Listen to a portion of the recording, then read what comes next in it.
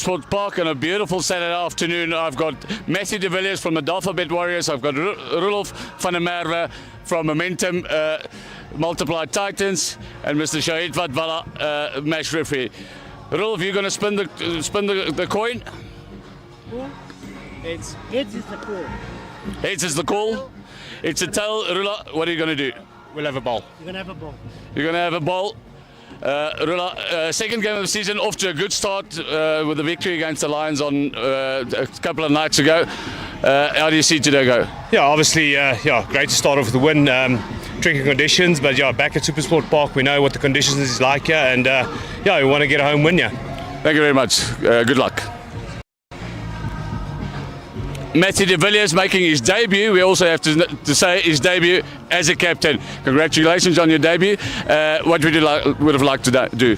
Yeah, we were pretty much tossed up because there's a rain a little bit later on. We probably would have liked to bat first early, but then maybe with the rain, maybe bowl, but we were a bit unsure, so probably a good toss to lose in the end. Thank you very much. Good luck for today. Thanks very much. Thank you very much from SuperSport Park.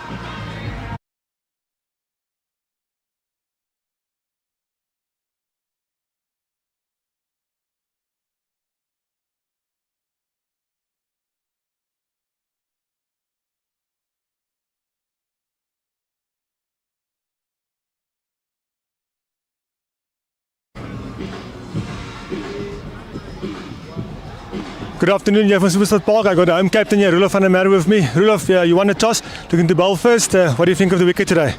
Yeah, it looks a good wicket. It's been a bit of weather around, and we know that what this wicket is like. It can only get better, So chasing at SuperSport Park's always been your number one option. I think that's what we can do today. Yeah, I can't agree more with you, especially with the rain around. You know what you got to chase in the afternoon. You're a stalwart of the Titans over years. How do you enjoy the captaincy in a T20 format? Yeah, it's something totally different, but really enjoying it. Really like interacting with the guys and coming up with plans and like just getting wins under the belt. I think that's the main thing. Brilliant. Good win in the first game there, and when you play in Pietermaritzburg, it was tough conditions always to play there. I see there's a couple of changes. Just take us through the changes for today, please. Yeah, we got Josh Jordan in and Gia Mare making their debuts. Obviously, Neil Brunt's got an injury, and Letabo is also not available today. So, it's always nice to see the young players come through, make debuts, and perform on debut. And I think that's a special place to do it at SuperSport Park. Now, all the best. Yeah, that's us here from SuperSport Park. We're about to start the game here. All the best, Rudolf Titans here. Always good to get a home victory under the belt early in the competition. But enjoy today's game. All the best, Rudolf.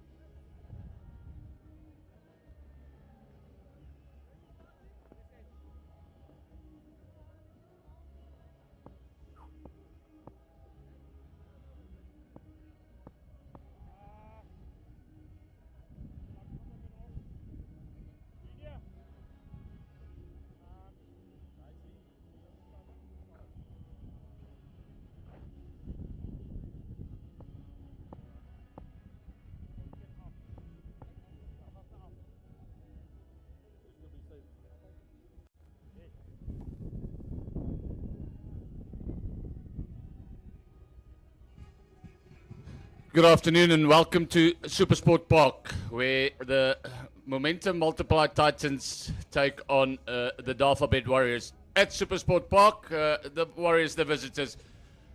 Very early on in the season, there's the teams for you. Rudolf van der Merwe, the old stalwart, is captain of the Titans. Matthew de Villiers making his debut in this format, and also then his debut as captain. Very early in the piece thus far, Titans had a good victory a couple of nights ago against the Lions. The Warriors, their first game got washed out, so they haven't played a full game yet. With me is Kobus to entertain you and to take you through this game. Yeah, thank you, Ann. Always good to be at SuperSport Park, home of the Titans. They have a good win, as you rightly mentioned, at Wednesday evening in Pietermaritzburg, and they've got a couple of changes to their team. Josh Jordan and Gia Maria is making their debuts, and the two guys that had to make way for them is Letabu, Paulo Muklaka, and Neil Brandt, who's struggling with injury. So it'll be good to see the first ball here at SuperSport Park. Lovely Saturday afternoon, and Dayan Khalim going to deliver the ball here from the pavilion end. Stay down a little bit, straight off the mark. Yeah, good start by Dayan Khalim. You could see hard length here at SuperSport Park, so important, but well played by the opening batsman, Mudiri Lefeku. Played a lot of cricket in Pretoria, a Cornwall Hill College old boy. He made his way down to the Eastern Cape to play cricket for the Warriors. Lovely to see how these young cricketers get opportunities across South Africa in a new system of the two structures. Yeah, Mohammed Manak opening the batting, and also Mondiri Leteku, really players that we haven't seen a lot of. That's what he's known for. Khalim, he will try and swing it up front with a new ball. He can be aggressive. He's one of those guys that keeps coming at you. Yeah, Manak struggled in his move down to the Eastern Cape. He didn't find his feet this far. We know he's a highly talented cricketer. Always a good way to adapt yourself to the Eastern Cape conditions, where the wickets are a little bit different. He obviously grew up in the Highveld. So today here at SuperSport Park will definitely suit his normal game a lot more.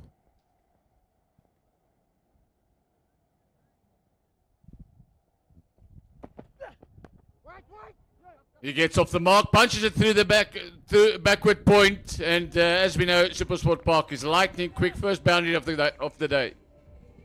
Yeah, not a lot wrong with the delivery from Khalim. He didn't give him a lot of room there, but Manak very, very good. He stayed on top of the bounce, and it's so important for a young batsman to get his feet in the right position early doors in his innings, and the timing was very, very good, and it raced away to the boundary, square over the wicket on the offside. You can see there a bit of nervous energy jumping around, but a good way for him to get off the mark.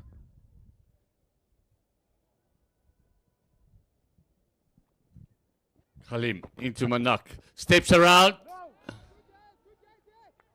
innovative early on.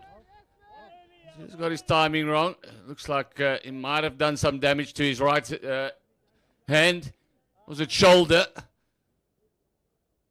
Very, very early. The field has changed, and that brought about the shot. Deep square went out, and then the fine leg came into the ring, and that's why you see that scoop from Manak. I think it's a little bit early. In my view, he's just hit a beautiful shot through the covers, through backward point, I should say. Very next ball. Khalim will now be wary of that shot, and he pulls his length back straight away. Yeah, I think the important word you use there is innovative, and I agree with you. It's a high-risk shot, so early doors, but if you look at the field placement where they have third man and fine leg in the circle, so they know it's a good wicket, protecting a square, deep square and deep point on the fence. So it just shows these modern-day cricketers how they expand their games to be able to score 360. He didn't think twice when he saw the field change. He was willing to take the risk, and that shows the modern-day cricketer, their mindset is completely different.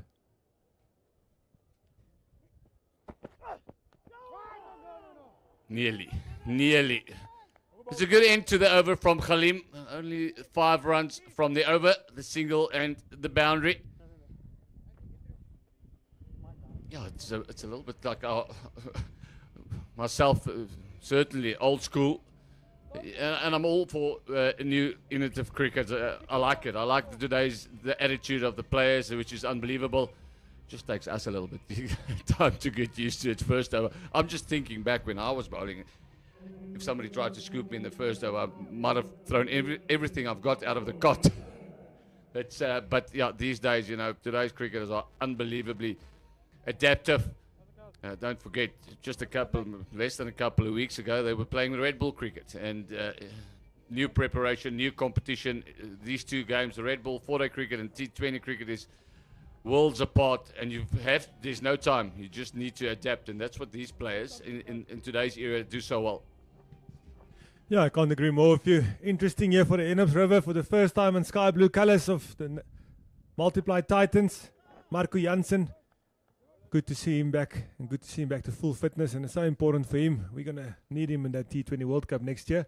So a good way for him to get going and to get some overs under the belt, and the Titans will love to have him around. Starts off a little bit of shape in towards the right-hander. Yeah, they've got both Janssens. Marco and Duan Jansen is now at the Sky Blues at the Titans. Duan got a fifer the other day in the 4-day competition.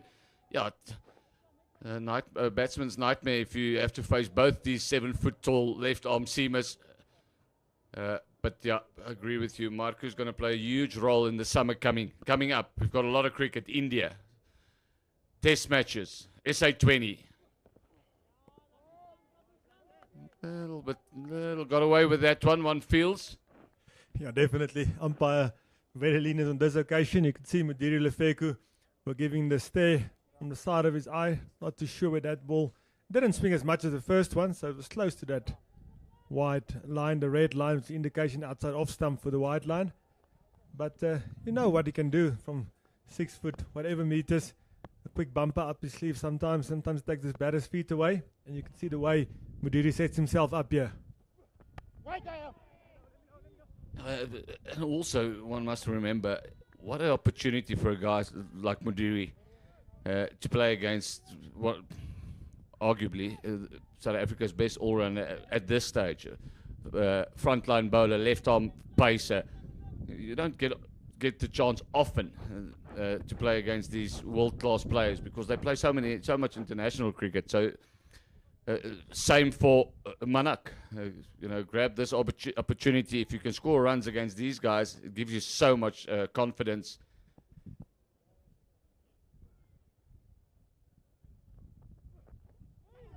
There's the one Quibus was talking about.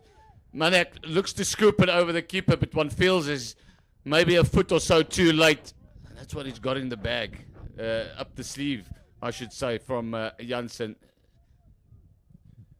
Yeah, to start your point, if you look at this Titans unit with a lot of young players in Gea Mario making his debut, Jordan making his debut, Steve Stork, Leon Kashay, all young players, and that's so important for Shamsi and Makanya and Roof to monitor these guys. That's a lovely shot through the covers. We spoke about Manak's talent, and he saw the fuller length on this occasion from Marco Jansen, and he leans on it, and he beats the tight extra cover fielder of Makanya for his second boundary of his innings. It's not an easy shot. I don't think it was quite the half volley. I think it was hit on the rise, which makes it so much better because Jansen is so tall. It's not always easy, except if it's very full. But that's a fantastic shot from Manak. 2 boundaries for him so far. And he tries to scoop. Obviously one of his favorite shots. Fine leg is up in the ring. Contact this time, but couldn't get the placing. That's the end of the over. Another over that's gone for 5-10 without loss.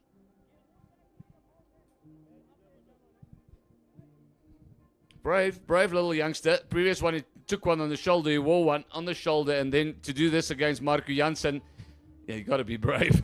Yeah, especially the angle from Marco Jansen going across the right-handers. You have to get far across from your off-stump to get in line to be able to open up the leg side to get it over that fielder which is in the 30-yard circle.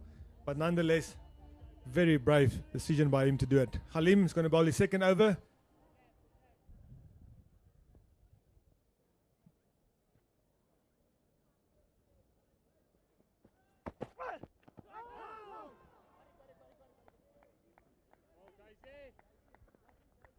Yeah, good hard lengths again here by Khalim. Important to make sure that you hit the wicket here at SuperSport Park. There's always a bit of extra bounce. You don't want to float the ball. You don't want to make it easy for the batter to sit on the front foot. Must say the way he progressed as a cricketer since he moved up to the Titans, remarkable. He played for South Africa, done well for the green and gold. That was definitely a very good move in his career to come up to the light blues. Just looks like one of those players that never disappoints. Always gives 100%, whether he's batting, bowling, or fielding. This one is popped through the covers, over the covers, I should say. He got the length just a little bit fuller, gave himself room, Mudiri, and middled it. By the sound of the bat, there was only one result. Yeah, once again, Makanya, an extra cover. Quite tight in there. You can see fuller length there. And Mudiri Lefeku shows his class out of the middle of the bat like a tracer bullet for a welcome boundary. Jeez, absolutely smashed it. Even if that guy in short cover was deeper, he had no chance. You know, it gives the bowler something to think about. Not a lot of margin here, normally. And obviously today at SuperSport Park, there goes the lap. This time it's from the Theko. Successfully done. Back-to-back boundaries. Yeah, fuller on this occasion by Khalim. Not a lot wrong with the delivery, but I must say the way that these youngsters put themselves in a position to play the shot shows their class, and it showed that there's a lot of work being done behind the scenes to be able to be so confident to play it on the big stage. And it's almost, there's nothing that the Titans captain can do about it. He needs his deep square. He needs a guy covering on a square on the offside. Yeah, this and it almost looks like a team ploy from the Warriors. Both players now has done that. Shorter. Doesn't look that comfortable. The Theko maybe didn't expect that. But where do you hide as a captain? And when the wicket is good, when you got batters that's got all the skills. Also, the skills is one thing. Doesn't shy away from playing the lap or the scoop so early on.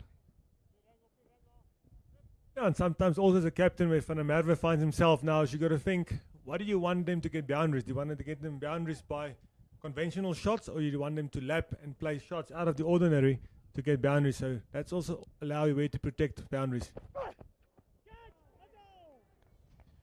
Yeah, I was just looking at Letheko on the replay, and also there now. Couple of bounces, massive forward press. It does not look comfortable on anything short or back of the length.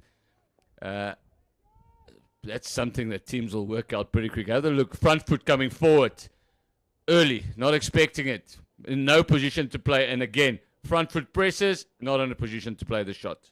So clear, Titans already picked up on that.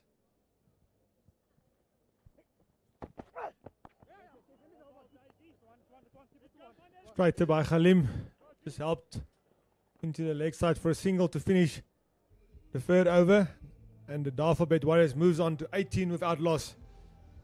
Now it was important viewing for his coaching staff also, especially his batting coach, to make sure that they help him and sort of address this issue, because if you look at the top order batters in South Africa, that's one of the most important ploys that you have to be able to play, is a short ball. So well spotted and well picked up there by Khalim.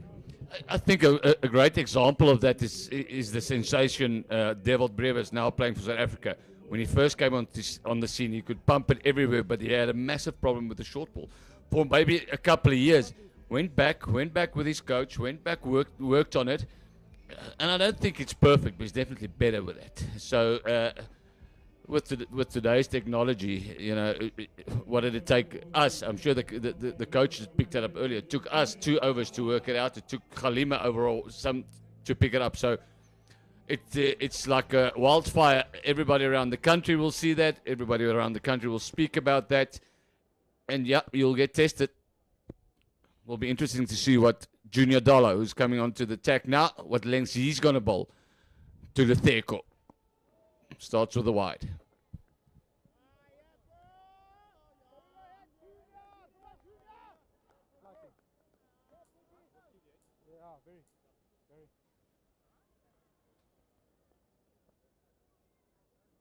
Also one of the stalwarts of the Titans for the last decade or so. Very fit cricketer, Junior Dala. Unusual action throughout his career. And look at those numbers, 147 T20 wickets. Again, back of the length. Maybe a tad shorter than that. The Theko not comfortable. Yeah, he's been good, Junior Dollar. It's a difficult one for me to sum up. He's been good, but one feels he could have been better. He got a chance to play for the Proteas. One feels he sort of plateaued out at a stage when Cricket South Africa and everybody felt he's just going to rise up and sort of just stayed there. But saying that, he's been a good servant for the Titans. Misfield, is there a run out here? Umpire says no. After the misfield, a very good throw, and you could see Keegan Lyon-Gachet on the money there, right above the stumps, and he quickly took off the bails. And these umpires these days, with so much technology, when they stand out of TV game, you can see there the hustle, the misfield. I think it's a good call in the end. Very well spotted by the umpire, and Mudiri safely home for 2. So what you're saying is they've got to work for their money today. 100%. Sometimes they have to. They get away with so much at international cricket. We saw those last test matches how the umpires get exposed with all these DRS reviews. Full this time. Cries of catch it. What a catch. Is it Janssen? Marco Janssen. If there was one guy in this team, maybe in South Africa, that could reach there with the long levers, is Marco Janssen. And I can't wait for the replay. Yeah, incredible catch. We know he's left-handed, and he made about 10 meters to get to the line of the ball. That ball was right over the stumps. And here you can see Junior Dala full on this occasion. Not the timing Mudiri wanted for, but look at those long legs and long arms of Marco Janssen getting underneath the ball and in his strongest hand. A one-handed grab. Incredible catch to start us off here at SuperSport Park. And the first wicket of the Dafabet Warriors. Mudiri Lefeku needs to make his way back to the pavilion.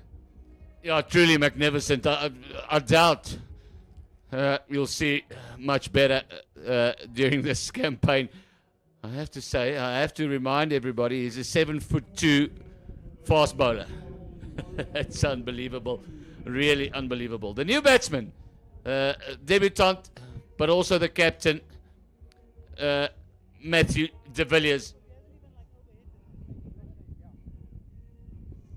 We always speak about X Factor, and that's an X Factor moment, and that's exactly why Marco Janssen is so important for the Sky Blues in today's encounter, but much more for South Africa leading up to the T20 World Cup and for Sunrisers Eastern Cape in the SA20. And he just got that ability to pull things out of the hat and win games from nowhere and bowls magic spells of the ball. So really a sensational cricketer for South Africa, and at this moment for the Sky Blues.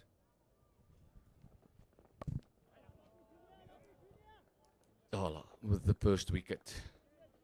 Yeah, and for me, it all came down to the previous deliveries. They pushed Lutheku back. They pushed him back. They saw there's a weakness, and when he got the one in his area, his feet were nowhere. He was thinking of the short ball, and he sort of spliced it, towed it probably, and what a catch again! One of those catches that you will see on YouTube, on those reels, will be one of the best of the tournament so far. We're gonna show it again. Jeez, full stretch, fantastic.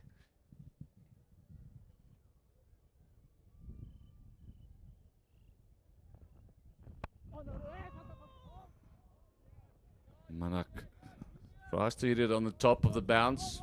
No timing. Good start from Junior Dala. One delivery to come, only 3 off it so far. Run rate at this stage, just creeping over 6. Closer to 7.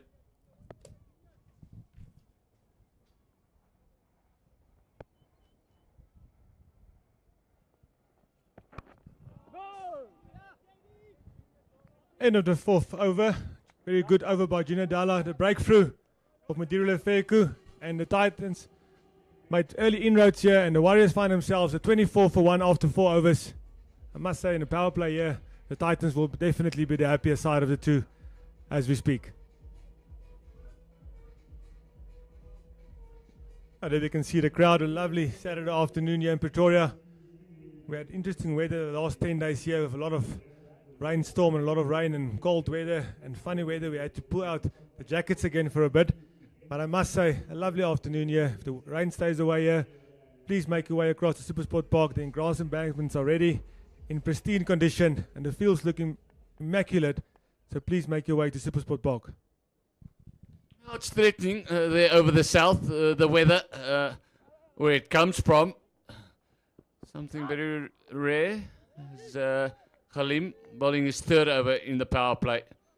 So the captain feels now's the time maybe for another breakthrough.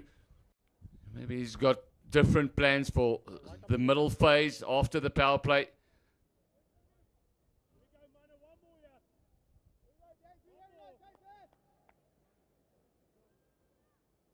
Maybe it just feels that he's not as comfortable bowling at the death, at the latter part of the innings. Get his overs out the way with a new ball. That's when he's at his best. Moves across. Junior Dollar is very quick and he's got a very strong arm, but they'll turn for two. It's the bigger side of the ground. Slightly, maybe. Pretty central where the wicket is today. Yeah, if I have to guess, it looks like from where we sit here, the main stand looks like one left of the test strip here at SuperSport Park, so very central. They tend to use the middle wicket quite often here for the T20 format. And I must compliment Cricket South Africa with the timing of the CSA T20 competition this year, closer to the SA 20. Sometimes it's sort of at the back end of the season where there's no real build-up in terms of the T20 cricket, where it's quite nice for the players to get a bit of exposure in the T20 format in the build-up and in the lead-up to the SA 20.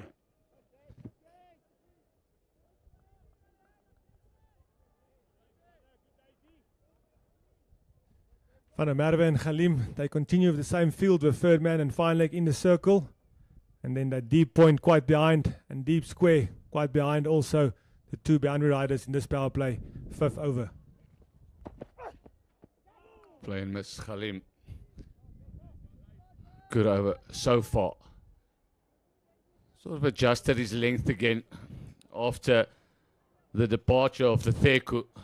He quickly worked out that back of a length and maybe a little bit shorter to him. Not comfortable with that specific length. Now to Matthew de Villiers, the captain of the Dafabet Warriors.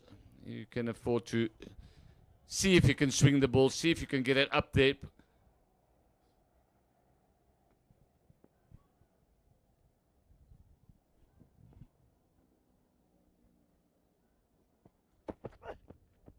Again, Matthew de Villiers can't make any contact. It's been a solid power play. See, first 5 overs, regardless of what's happened in this over, the last ball, or maybe the last over. They should be pretty comfortable, the Titans. Only 5.5 runs per over, on which we feel it's a pretty good deck. Normally easier at SuperSport Park.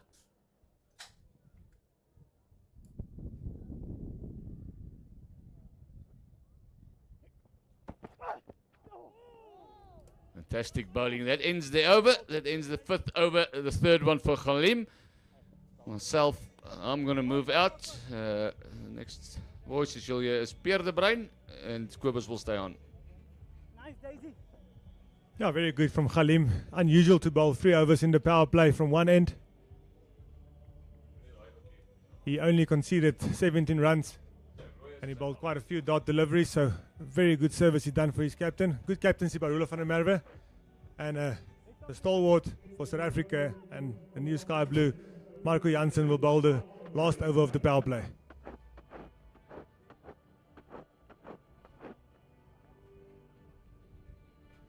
Oh, good to have you with us, Pierre. You've done some duty serve the warm-up to the Titans here. Nice to have you in the commentary box. Lovely day for cricket here at SuperSport Park, and welcome here in the first innings with us. Thanks, Kobus. Yeah, just hope that the rain stays away. So far, it's been good, and it's also been really good from the Titans here in this power play on a good wicket, fast outfield. Outside edge! Marco Jansen strikes again, and this time with a ball. Yeah, very good delivery. Unfortunately, Manak needs to make his way back to the pavilion. But you could see those last two short deliveries in his first over sort of took the Warriors batters front foot away. You could see the position he got himself into. We'll wait for the replay here. But he stayed leg side of the ball, which made it very difficult for him to get in line. And there you can see the disappointment of the young Manak. Look at that front foot, nowhere near the ball. Ball going right across him. And you can see there where he stood still. Front foot on leg stump, didn't get in line with the ball, and very difficult to hit through the offside then. But well deserved, Marco Jansen. Yeah, definitely well deserved, and that shot was indication of the pressure that was building in this power play. He probably felt that he had to have a go, got the outside edge, and it's a big breakthrough for the Titans in this power play. It's been a tidy power play. 27 for 2. Last over of the power play. Yeah, the standout for me in this power play for the Titans was the amount of dot deliveries, that hard length they were hitting. There was not a lot of boundary balls, which is brilliant. They didn't give the batters any room, and they were very conservative with their length, which is very good so far. There's that length you're talking about. Very disciplined.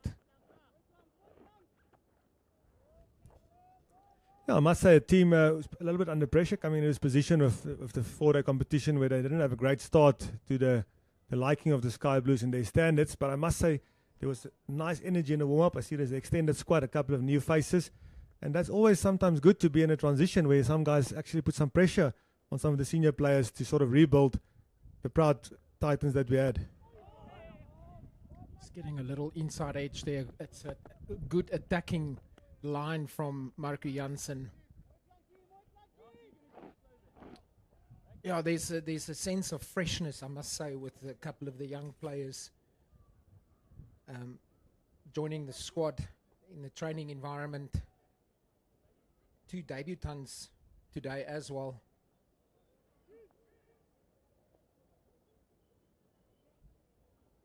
Had a good win in Maritzburg on Wednesday. And a good start, yeah. Deep point goes out. Deep square on the boundary.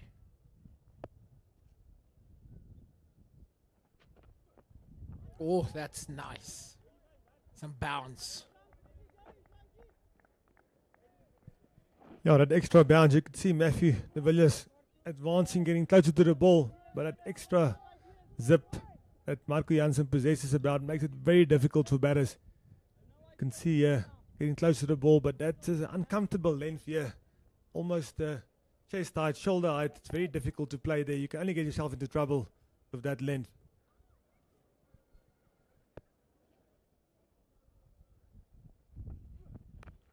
Oh, top edge. Gone for 4. Bit of luck on de Villiers' side.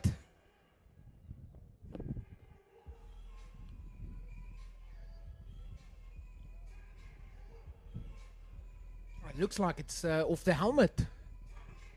Physiotherapist has been called to do a concussion test. Yeah, I saw it on the side of the head, just a brush. I don't think there's anything about it, but the new rule for the last couple of seasons where safety of the players is so important. You can see they just brushed the back of the side of the head, so luckily not a flush blow. You could see how the ball went to the boundary of pace. You can see he's all right there, smile on his face. But he'll have to look at that one again on replay, where that ball passed his bat. And that's why he's one of the best in the world.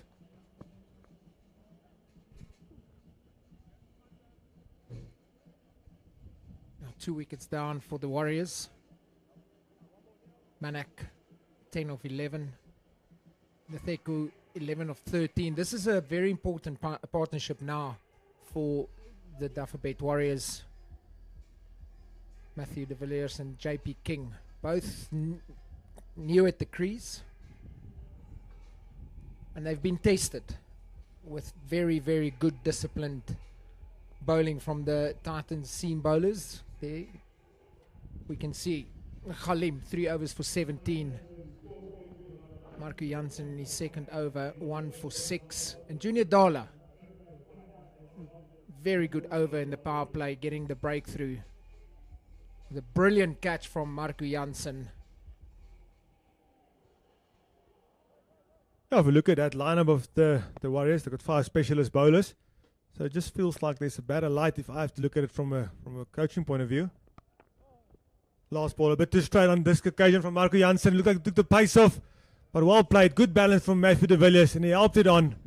And that's a nice way for the Dafabet Warriors to finish the power play over boundary. And they finished the power play 36 for 2 after 6 overs. Marco Jansen will be disappointed, but nonetheless, I must say, the Titans will be the happier side after this power play. Yeah, it's just unfortunate the last 2 deliveries in the power play going for boundaries. Yeah, the one was unlucky off the helmet, but that was a little bit too straight from Marco Jansen. And all you can do as a batter is just use the pace. There was a little bit of swing.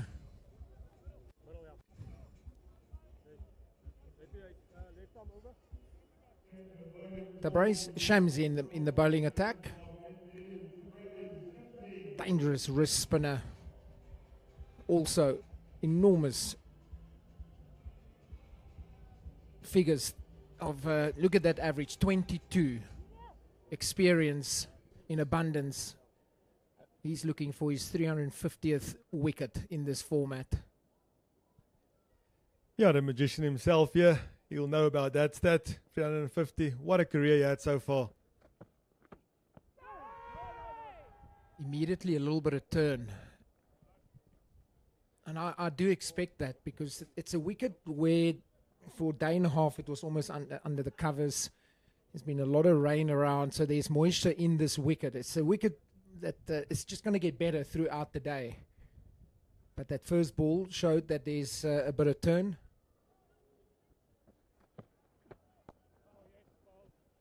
Yeah, I must say, it didn't look, the batters didn't look comfortable. As soon as we spoke about that back of the length, that hard length that Khalimo hitting, looks like the bounce was a little bit inconsistent. The fuller ball sort of came onto the bat nicely. But as you rightly mentioned, the day and a half under the covers, it's difficult for that wicket really to dry out. And Roel van der Merwe at the toss also said, it's a common fact at SuperSport Park, it just gets better as the day go on. And especially with this last 2 days weather, it will be more of the same. Good fielding of his own bowling. No mid wicket. Opting for the extra point fielder. He does have the wrong one. You can see straight away, started of that attacking line, attacking the stumps, middle and leg stump. And that also allowed him to bowl the wrong one. Short on this occasion from Tabriz Shamsi. He'll be disappointed, and well put away there by Matthew de Villiers. Not his best delivery, and good feed by Matthew de Villiers to get in position to get a healthy boundary for him and his side of the Warriors. Yeah, it's important competition for Shamsi. I think he sort of fell out of favour at the Proteas with Maraj and George Linde doing service in the T20 side. Linde obviously with the bat, very explosive also. But yeah, at the back end of his career, he will make sure that he gets as much as cricket. He loves the game, and it's so important for him to get back to his best again.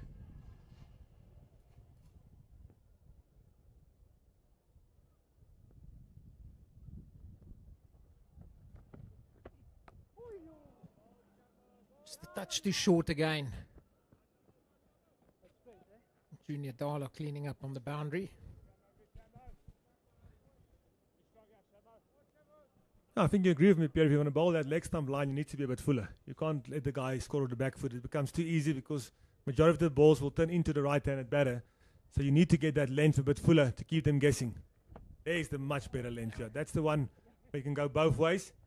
And then as soon as you start to be able to beat the bat on the inside and the outside, then he becomes back to his best. Yeah, I agree. That's the length. And the line. I thought he was a little bit too straight. A couple of the balls. But he finished the over, closed the over quite nicely there with a dot. Warriors 42 for 2.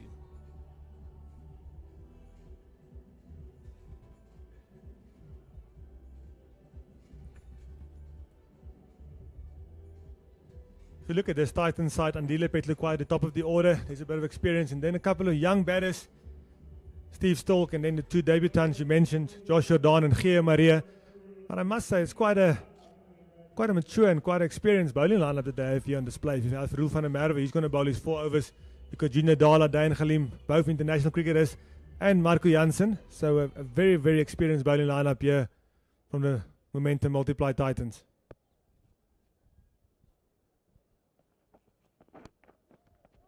Touch 2 straight from Dala.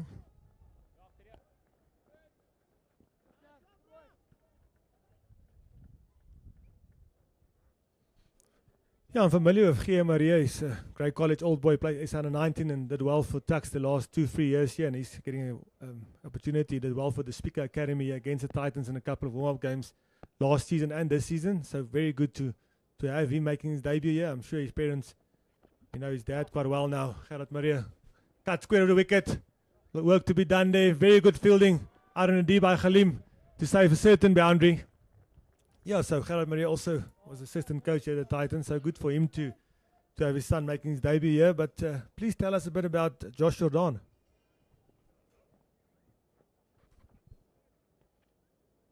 Yeah, it's a good story because he was identified in September when Titans played against the International Academy and Young Guns. It's a nice opportunity for young players to get the opportunity to play at SuperSport Park against a Titans team. And that's where he showed his potential and his talent. And it shows you that for young players out there, you never know who watches you. And the head coach, Rivash Gobind, really enjoyed what this young man had, the way he batted.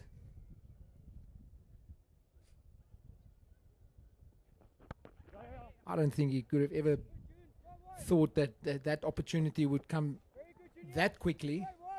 And here he is making his debut, where he played for the Young Guns a couple of months ago in September. No, it's an incredible story, and I think hats off to the brains trust at the Titans with the SuperSport Park International Cricket Academy and the Young Guns doing that triangular series before the season start. If you take us a year back, that's where Gia Maria also got a 68 or a 70 against the Titans in one of those games where people start to notice him and take them serious. So what opportunity for these youngsters. And as you rightly said, always be ready for that opportunity. That is hit very hard. Just use the pace of Junior Dala. And Josh Jordan had no chance on the boundary to stop that. A bit of a partnership building now for the Warriors 23 between De Villiers and King. Yeah, also the 50 on the scorecard, 50 for 2 with that boundary for Matthew De Villiers. Good position, good strong position, and he made the most of the short delivery of Dala. That's a better length. Now you're going to look for 2. Yeah, I'm getting it.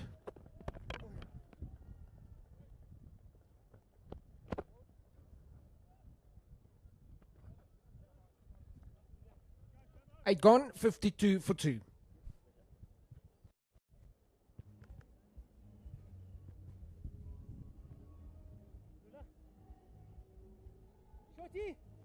Shorty, mid-wicket, please. Oh, this is the first game for the Warriors. Previous game, no result due to rain. Last night there was a very exciting game in Paarl against the Dragons. Yeah, they just come short in the run chase against Boland, the Dragons. So they had 1 rain out and 1 loss so far in this competition. Titans had a very good win in Pietermaritzburg. Leon Cachet had a lovely 50 to get him out of heaps of trouble. Must say, was quite impressed by the way the youngster played. There's a lot of cricket in that young fellow. He's also one of the young guys in this team. If you look at them, there's actually quite a few new faces this team possesses. And then the stalwarts and Van der Merwe, Shamsi, Makanya, and Dala. So a good mix of experience and youth. And that's the way the modern game is going. Yeah, especially if you lose your top players in Brevers, Pretorius, Bosch, Donovan Ferreira, it does create opportunities for young players.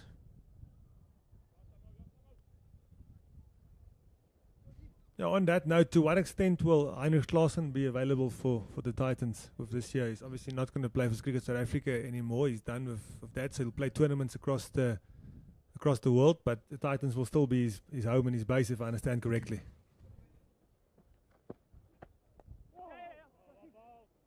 Yeah, without giving away too much, I can tell you that he will play in this campaign. I'm just not going to tell you when. Keep your cards close to your chest, but it's good to know that he's still part of the Pretoria-based franchise. I think it's so important for these players to still give back to the game, and for him to be at nets and to be in the change room with some of these youngsters is so vitally important for their development. A little bit more flight from Shamsi. De Villiers tried to go over extra cover, mistimed it.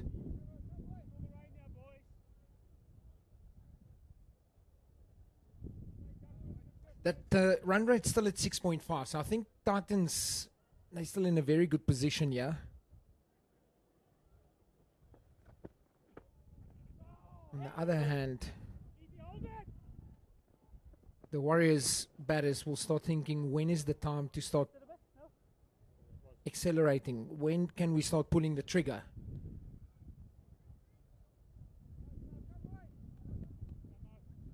I always think that Rolf van der Merwe got 4 overs up his sleeve. Looks like he's warming up to bowl the 10th over from the end of Riverside.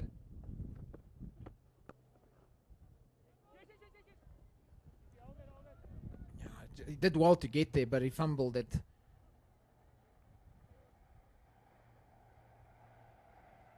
You can always see when Shamsi's at his best, he almost runs to where the ball's going to go. You can see he got that sense of belonging when he bowls, and he knows exactly where the ball pitched, where he's going to go, and that's so important for him as a wrist spinner to get that confidence and that rhythm back to its best.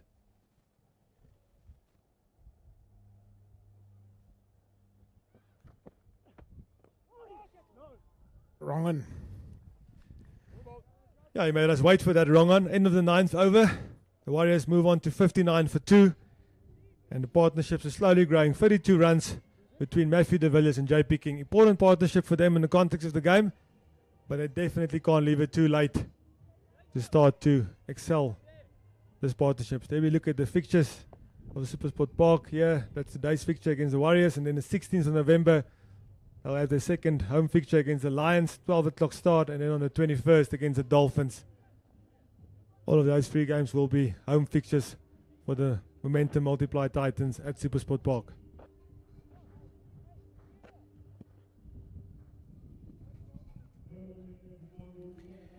There's going to be a bowling change from the Henops River end, and Dile Pechlokwaya.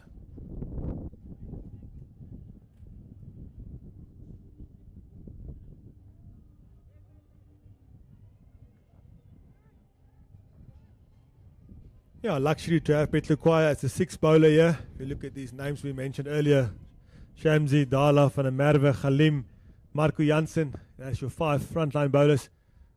A nice luxury to have him. You can see the wicket obviously assists the seam bowlers a bit more, so Van der Merwe throws his dice and uses Makan. Very good shot over the top. Matthew de Villiers uses his feet. Mid off in the circle, and good timing straight over his head, and a welcome boundary for the Warriors.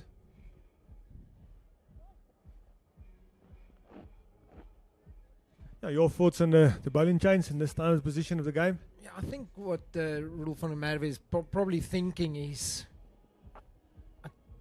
let me see if I can get 1 over out of Pechlokwaya. I think Rolf will replace Shamsi the next over. Yeah, that's too straight. That's too straight, and just using the pace. First 2 balls of Pechlokwai's over, 2 boundaries.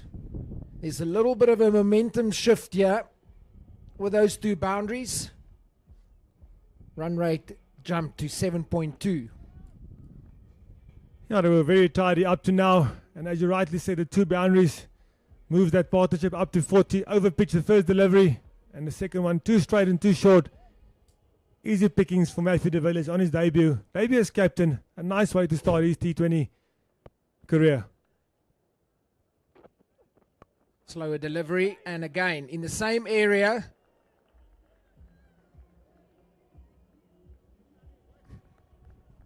"12 runs of the first 3 balls of Pechlukwai's over. Yeah, straight away you could see Matthew de Villiers once again. Third man and fine leg in the circle, so innovative. He realized that his length's going to be outside off stump where his protection is with the cover sweeper and the long off. So he went into his channel and he's helped it on the vacant area between the fine leg circle in the circle and the deep square fielder on the fence.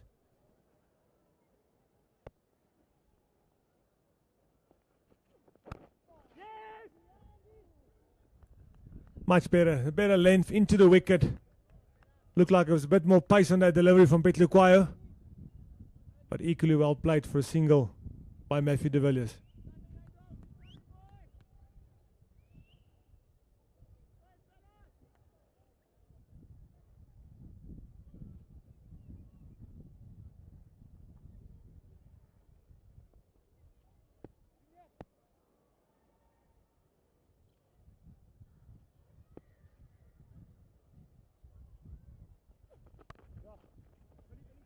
Looking for 2. Steve Stork's done very well there.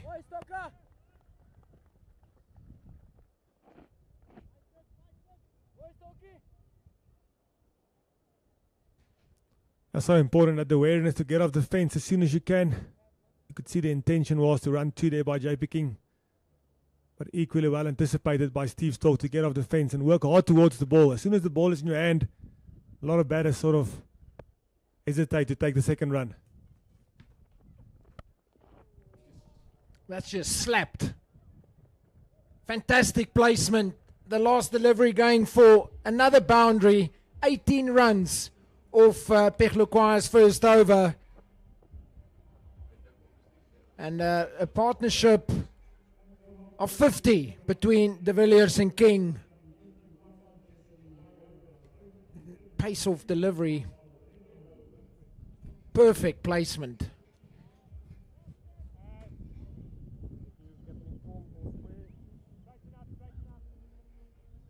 There's the first boundary of the over. Straight away sending a message to Pechlukwai that I'm coming for you, and he did. That wasn't a good delivery, too straight, using the pace. The next one will look identical. In the same area, using the pace. And the last delivery, another boundary. That run rate 2 overs ago was about 6.5. All of a sudden 7.7.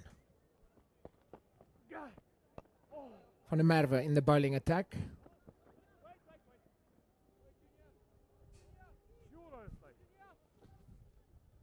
Captain, he's got options in his bowling lineup. I doubt if we'll see him again. As de Villiers has taken a liking in the bowling of Pechlukwai. Thought, no, he's not good enough. I can take him apart. Have a look at that. Straight down the ground. Shouts of catch it. The fielder comes around. Does very well to cut it off. Turn for a second.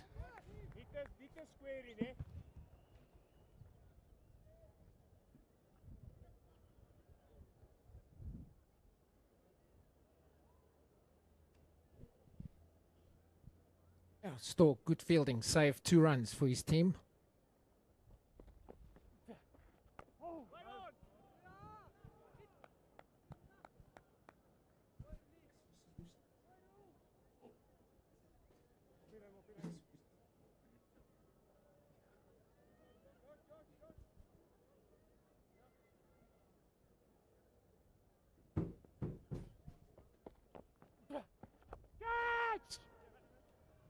Swept straight to the deep mid-wicket fielder, Junior Dala.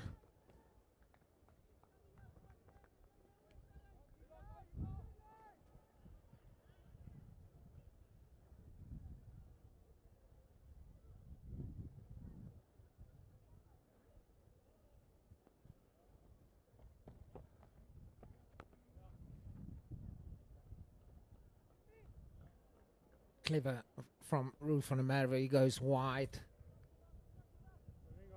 Happy for the batsman to take a single. Very good over so far from Van der Merwe. This is the important ball. Very well bowled. Gave it a bit of flight. Very good over. 11 gone, 82 for 2. Yeah, Van der Merwe with all the experience in the world, and he knows it's been a good over. Those last two deliveries, the wide one which you spoke about, happy to give a single away and then finish the over off. So many times you see that the last and the second last ball goes for a boundary. Yeah, it's obviously going to happen, but he has got the experience. He knows what he's planning. He knows where his field is, and he's done so well. That over, what did it go for? Six, maybe 7, 6, and pretty good over from the captain after the previous over from Petlekwayo went for 18, and as expected, we probably won't see him again, maybe at the death. He's a specialist at the latter end. But for now, Junior Dala back into the attack. He's got 1 for 13 in his 2 overs.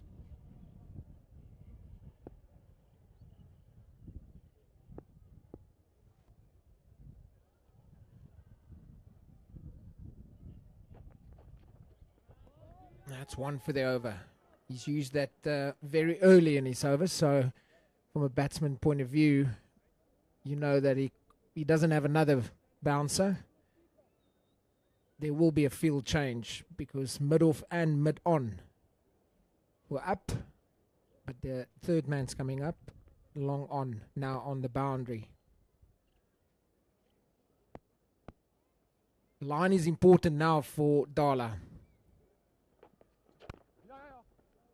It's a good line, the batsman trying to give himself a bit of room.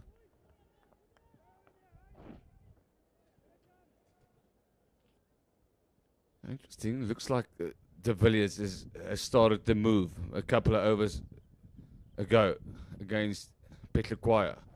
The interesting thing to look out for is he going to do exactly? He's going to try the same against the new bowler.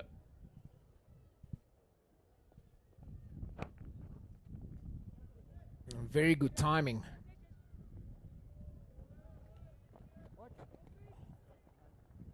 Still comfortable too. Good fielding on the boundary.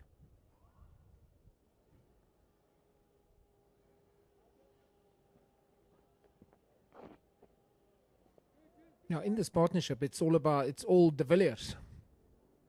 58-run partnership. He's got 44 of 29. JP King still struggling to get going. 11 of 16. It's in the air and great fielding. Roel van der Merwe. He must have thought there was a chance.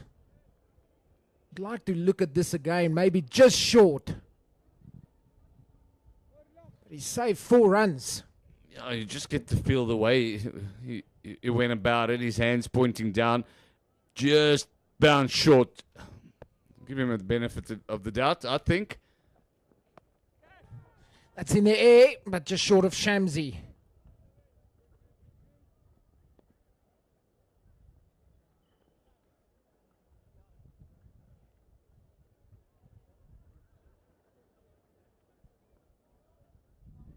Now, the Villiers has taken some pressure off King, but I do think that it's a good opportunity for King to also try and accelerate. 11 of 16. In comparison with De Villiers. Yeah, he's gone for it. He's gone for it, and it's a maximum. Classy shot by JP King. Field position, asked for it, and then also the length. Fine leg was down, which means normally your mid-off is going to be in the ring. Uses his speed, creates the length so he can get to the bounce. I feel that's the first maximum. De Villiers doesn't even look. He's just asking for new gloves. Yeah, interesting field with after the bumper has been bowled early. King was also not the guy that walked across and sort of flicked him or played him behind square. That was De Villiers. You almost feel he asked for it, but maybe that's the kickstart for King. He's now run a ball. 8 overs to go. They've earned the right, I feel. Now, 90 after 12 overs, 92. Reverse sweep, and this is going to be another boundary. Not the best fielding that you'll ever see. But I was going to say, I think they've earned the right now. 2 down. There's 8 overs to go. 96 on the board. They can start, for me, both can start to look to up the ante. Yeah, I agree with you. Reverse swept and sloppy fielding by Dayan Khalim.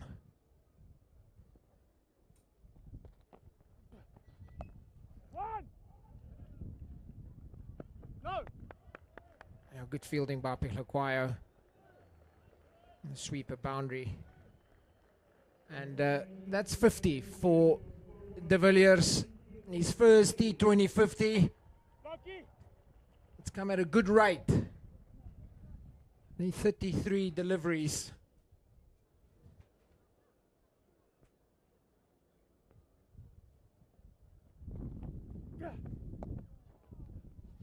Yeah, he must feel it's a pretty easy format. His debut.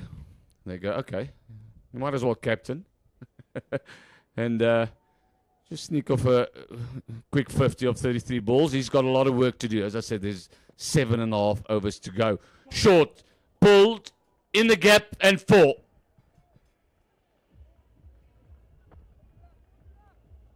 Now this time, JP King,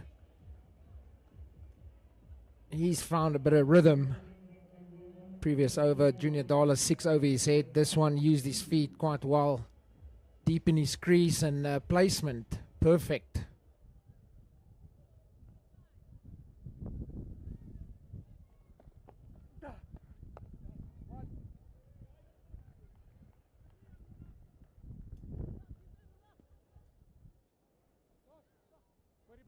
It also just shows you that this wicket is just getting better and better. That power play was a good power play for the Titans. 36 for 2 in the 6 overs. I think it was a big call for Lutheku and Manak against the strong Titans. I'm thinking Janssen. Outside edge, Janssen is after it, going to cut it off. Yes. And they turn for 3. So I think it was a big ask for those youngsters facing the likes of Janssen, Khalim, who's also played international cricket. Just struggling to find their feet. And I think Matthew De Villiers, when he came in, sort of up the ante a little bit, set the standard. Maybe the wicket did get better, which is good news for the Titans, who's elected to bowl first. So they prefer to chase down here at SuperSport Park.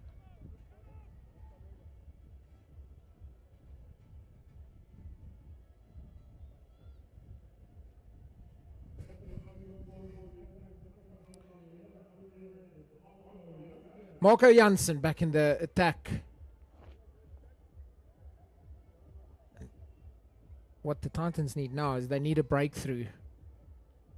And he's the perfect man to see if they can get that breakthrough. This is his 3rd over. Starts with a slower delivery.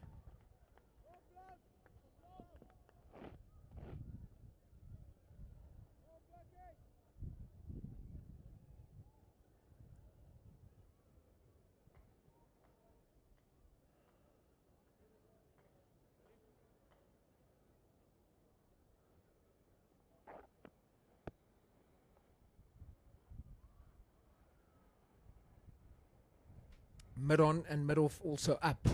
So length is important.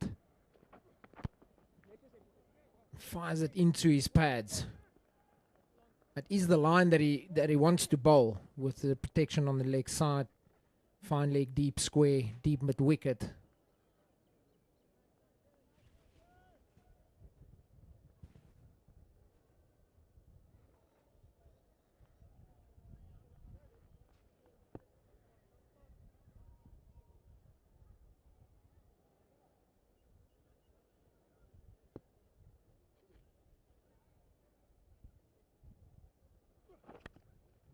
Got the outside edge. It was a wide Yorker.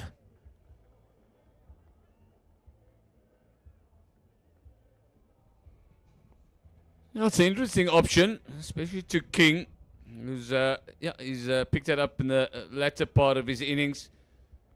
But always the risk if you go for the wider Yorker that the outside edge can speed away to a boundary, even though he's got a third man. I've always been a believer. If you want to go full, make sure you hit the stumps. Good run.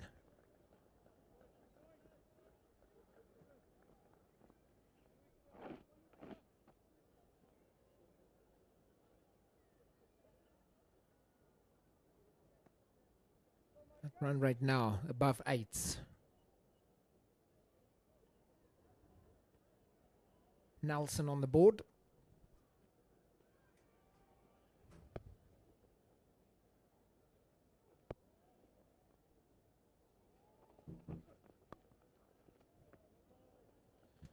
Another one just straight to fine leg.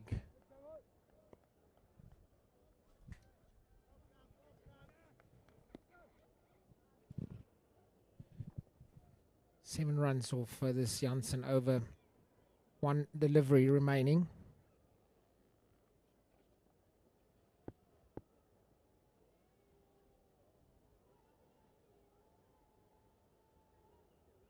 Yeah, change in the field. Third man and fine leg coming up. Straight swap with mid off and mid on.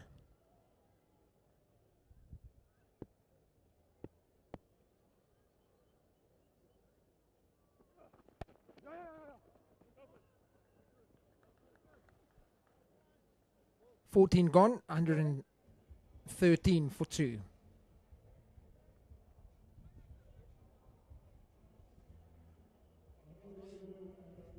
Back in the attack, Debre Shamsi. He's got 2 overs left.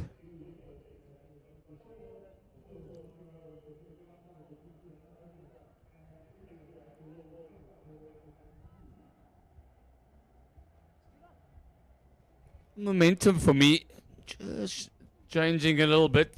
Dafabet Warriors, maybe the last 3 or 4 overs, in particular, De Villiers.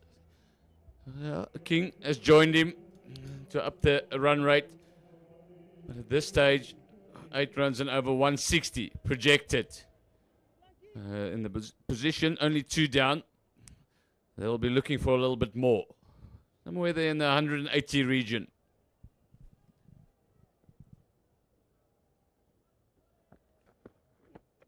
A good start by Shamsi. Only the single. Now you had a look at the wicket out there. What do you think the Warriors would be comfortable with? As history tells, that it's a high scoring ground. We all know we're at the high felt. It looked like a typical SuperSport park. Hard, not a lot of grass. We haven't seen a lot of swing maybe in the first over. We haven't seen anything from the seam. There's not a lot of turn. I think as a minimum, I think the Titans will be happy with 160 if they had to chase 160. Even more, maybe 170. But from this position, I feel the Warriors, they will be happy 180 and up. But for me, it's a good wicket. You need to get runs on the board. It's a quick scoring ground, quick outfield. And the Titans, I feel, they've had a victory under the belt. They've got momentum. They've got confidence. Yeah, so to answer your question, just typical SuperSport Park wicket, high scoring ground. After this over 5 overs remaining, so 10 runs and over from there will take them to the 170 mark. They have got the foundation. Only 2 wickets down. They've got a partnership building of 88. There is a foundation for them to launch. I think this is the time where both these batters say we both have to go. They still have the big hitting Patrick Kruger in the dugout. And what bowled? It's into the wicket, nice and wide. Normal, please. I think they've passed the stage because as a batting unit, you get to a stage and feel, all right, from now on, you can't get bowled out. That's the way we looked at it in the old days anyway. But as you say, they've got the foundation. And they've only 2 down, 5 overs after this over. So it's time to go for both of them. Sweep shot, but straight to the deep square fielder. Good over so far from Shamsi. Now go, please. Only 4 runs.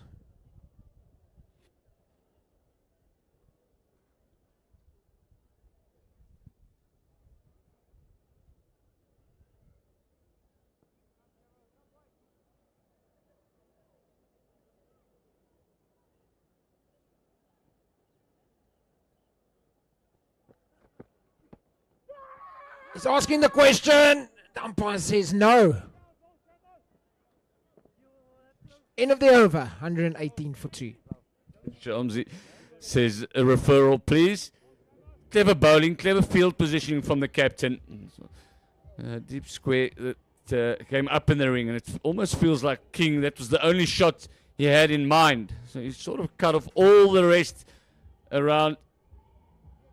Maybe a bit of glove, I think. Went through for the single. Kuvaspina has joined me again. 5 overs to go.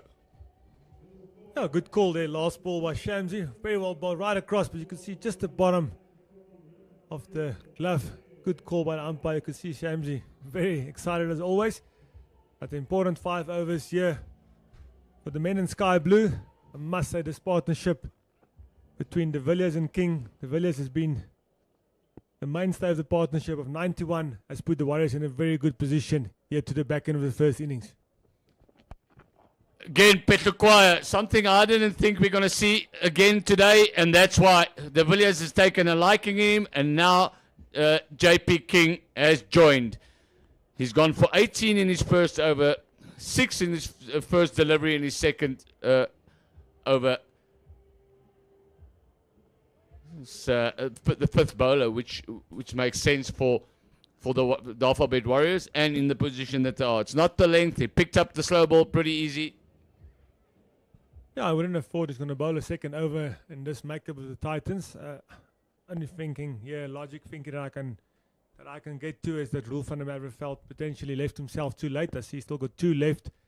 And Shamsi got 1 left, but it's very late in the back end of the innings. Better delivery, Fuller on this occasion. Good fielding in the deep. By the young Steve Stork, almost a run out. Lovely fielding. And unfortunately, Petlukwaya couldn't grab the ball with both hands, and they safely home for 2. Oh, we saw earlier in the piece that Roel van der Merwe did the warm-ups, and then he sort of postponed him getting into the attack by 2 overs.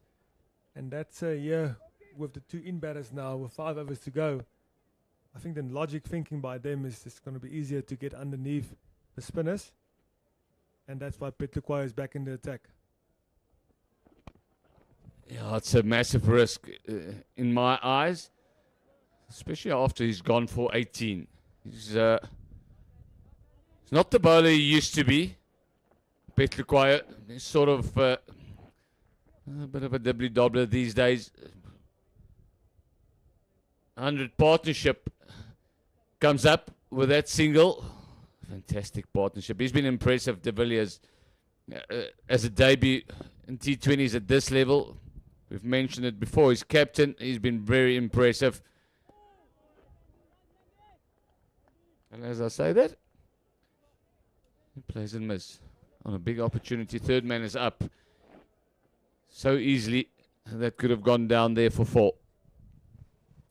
Yeah, what I liked about the young Matthew De Villiers is from the start, very innovative. You could see that his awareness levels are quite high. He's quite clued up. You could see that shot that he played and missed now, but he is fully aware that 3rd man is in the circle, so he's looking for those gaps in the field where he can score and optimize his scoring.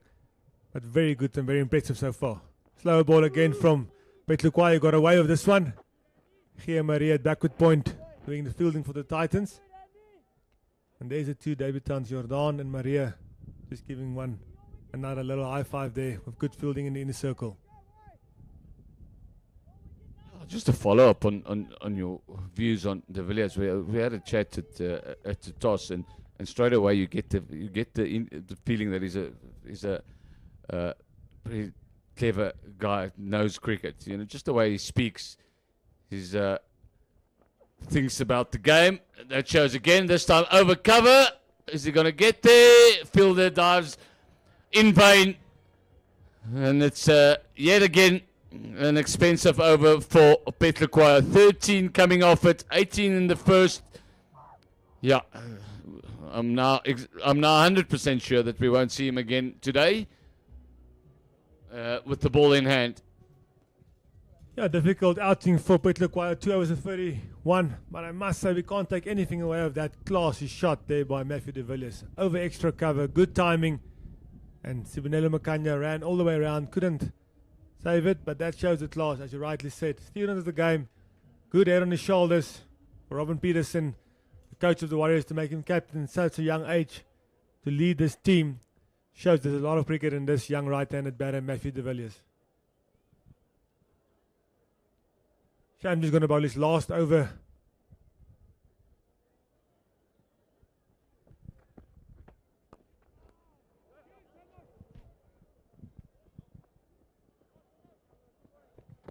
Shamsi's been good. Nothing in the wickets column, but he's been good. And also not the easy time of the game to bowl now. Two batters that are in, looking to score. But knowing Shamsi, he'll see it as an opportunity to get in that wickets column. Just tinkering with his field. He's got a backward point and a short third. That's for that reverse sweep, which De Villiers has already played in this innings. He goes for it again. Massive appeal. No. Umpire says no. Now, quite a bit of turn on this occasion by Shamsi. You could see Matthew De Villiers turning around completely. Almost looks like a left-handed batter on display there. But look at the turn. And that would have just missed the leg stump. Very confident appeal by Shamsi and Leon Cachet, the wicket-keeper. But nonetheless, you could see the turn there. And will definitely have missed the leg stump. Good decision by the umpire.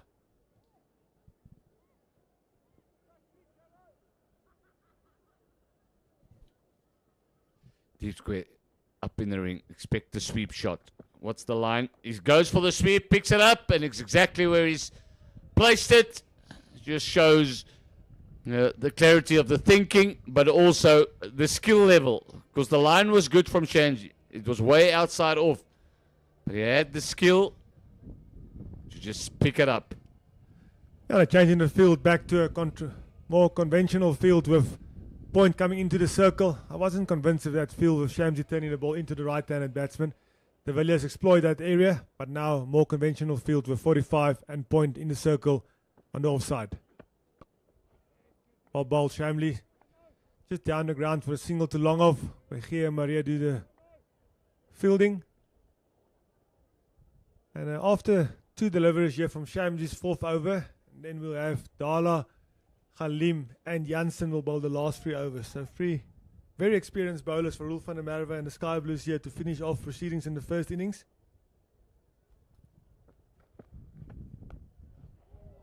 Slogged. And absolutely no one is going to catch that, except if you're in the crowd, which is actually built quite nicely on this day at SuperSport Park. It's expected. Normally there's a good crowd. It's probably the best attendance ground in the country. But what a shot from King, and it's as if they have decided it's time.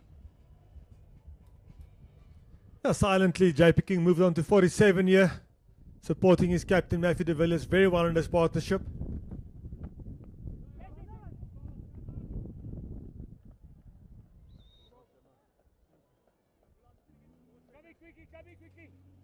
And that's the end of Shamsi's spell. His 4 overs cost him 30 runs without a wicket. And you could see there, while the two Warriors batters are having a water break and a chat, Rolf van der Merwe, the captain, who could hear me understand, Mike, just calling in the Titans guys just to give just in a small huddle here, just to touch base and to see where they are, to make sure that last 18 balls they concede as little runs as possible, and just show his maturity as a captain and as a leader, just to get all the guys on the same page again. He knows the importance of these last 3 overs. He knows the momentum is now with the Dafabet Warriors. But you can turn it around and you can go into the change rooms with the momentum. If these 3 overs gets away from you, the momentum can stay with the Dafabet Warriors, and you could chase maybe 10 or 15, maybe 20 more than you would have liked. It's also just a mindset from the captain to get his players in the right frame of mind.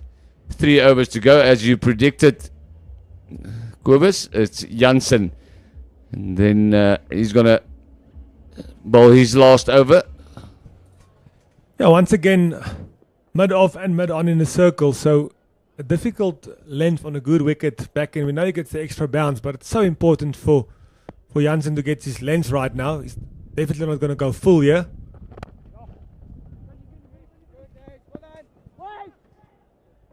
Good boys. Good days. Well fielded again by Halim. Your thoughts as a ex-bowler, also bowled a lot of overs here at the back end of the innings with this field where you have both your guys mid off and mid on in the circle in terms of options here at the back end? Yeah.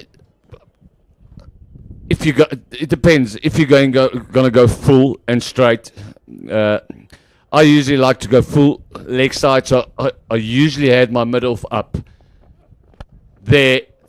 But if you miss your length and the line is not good, I'd stay around the wicket for him, fire it into his feet. He likes the room. You can see that clearly. Take nothing away from the fantastic shot from Matthew de Villiers again. But I'd like to cramp batters on a ground like this. There is enough pace in the wicket so the batsman can use the pace. As soon as you start cramping them, it's not that easy.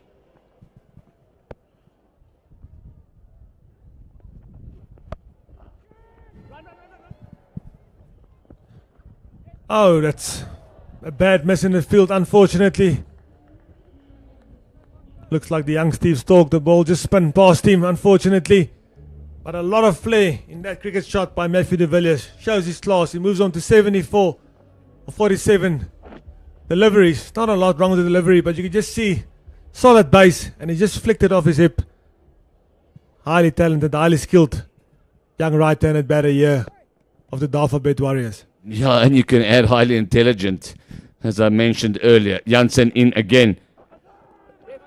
Massive appeal, and he's been given full straight. This time there was no width. The youngster looked over leg side again. He gets a tap from his partner because he knows the importance of this innings from Matthew de Villiers. Yeah, we could safely say that's his career best because this is his debut. But he has played really, really well. He's impressed all of us up here. I'm sure he's impressed you on watching this and everybody in the crowd. But what a timely wicket for the Titans. Captain Rolf van der Merwe called everybody in again, and that's what they're looking for. Again, I like it straight on this ground. Keep the width away. Make sure you get your length right. Well bowled there by Marco Jansen. Such important breakthrough wicket that he managed to get there. Just across the line there. Full and straight. And an easy decision for the umpire to send the Warriors captain back home for a magnificent 70-odd. And here's a guy now for the Warriors who needs a long ball. And it's important for him to find his feet early and to create a little partnership here and a little cameo at the back end with his partner, JP King. Couple of deliveries left here. Try and get yourself off the mark. Glove! What a bouncer, keeper. Leon Cachet can't hold on to it. Otherwise, that was a third for Jansen. Kruger gets a life. Yeah, that's a proper delivery. First up to the new batter. Very well bowled by Marco Jansen. Extra pace, extra bounce. Just got big on Kruger.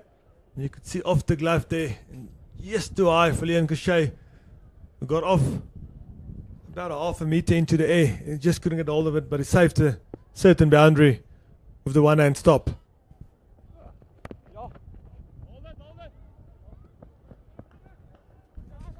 Yeah, I was going to say Kruger. You mentioned this. He's a guy, there's no ground big enough for him in world cricket. He's a big, strong lad. But probably not as easy to do it straight away from Janssen. Get yourself off the mark like you did, maybe with a bit of luck. And he'll fancy Dala and Dala coming on now. He'll fancy himself to clear the boundary. Dala's sort of a one-trick pony, two-trick pony, short or full. And every now and again he'll slide a slow ball in, but 2 overs to go, 155. Where can they get to? 170 will be minimum target for me, maybe 175 as a minimum. Can they get themselves to 180? That's 12 and a half runs and over from here on in. You expect that. A more conventional field here for Junior Dala. The 4 boundary runners in the leg side, fine leg, deep square, deep and wicket, and he helps it on for a 6 over that fielder. And in vain, he can just look the ball travel over his head. And a poor delivery by Dala, and also brings up JP King's 55 of 36 deliveries. He played a handy little hand in this partnership, and a very good innings for his team, the Dafabet Warriors here at SuperSport Park. Yeah, the timing of this innings was good. He had 11 of 17 deliveries, and we were just saying he needs to get on with it. Have a look now. 55 of 36 deliveries. Dala in again, under pressure. Again, this one even bigger, even further, higher up into the embankment. Yeah, lovely shot again by JP King. Dala taking off the pace of this delivery into the wicket, but it just sits up. An easy pickings for JC King, a big lad, a strong lad, and he just shows his quality and his worth. Easily, strong position, strong base, out of the middle of the bat for a maximum, and back-to-back maximums to start the 19th over for the Dafabet Warriors. Yeah, I mentioned earlier, they'll fancy this. They'll fancy Dala. I don't think he's a specialist at the back end. Change in field. Is he going to go fuller? Full, but wide. That means 13 of the first 2. That 185, that 190 now looks in range.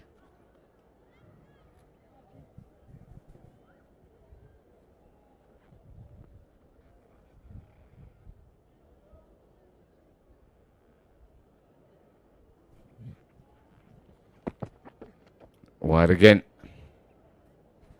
Clear plan. There's a deep backward point. Third man is up. It's like a fine third man, but in the ring. Deep extra cover. So there's 2 men protecting on the boundary. Long off. But he's just going too wide. Just missing his line slightly. It's a difficult line to bowl. You know if you're straight a little bit straighter, he's going to pick you up over the leg side. Dangerous. That line, and this is another boundary spliced off the bat of King. Yeah, it's becoming a very expensive over here by Junior Dala. 18 already, and he's still got 3 deliveries to bowl. He's moved on to 41 and he's 3.3 overs. But a lovely shot once again. JP King purposefully open up the blade of the bat, and he helps it on over that vacant third man area where the third man is in the circle, and a welcome boundary for him and his team. Very wide again, Junior Dala. Predictable plan here. He's just getting it wrong, and that's about a foot outside that wide line. Has been disappointing for Dala. I mentioned earlier, has been over the years a lot of expected of him, but just doesn't get to climb the mountain further. He's under pressure.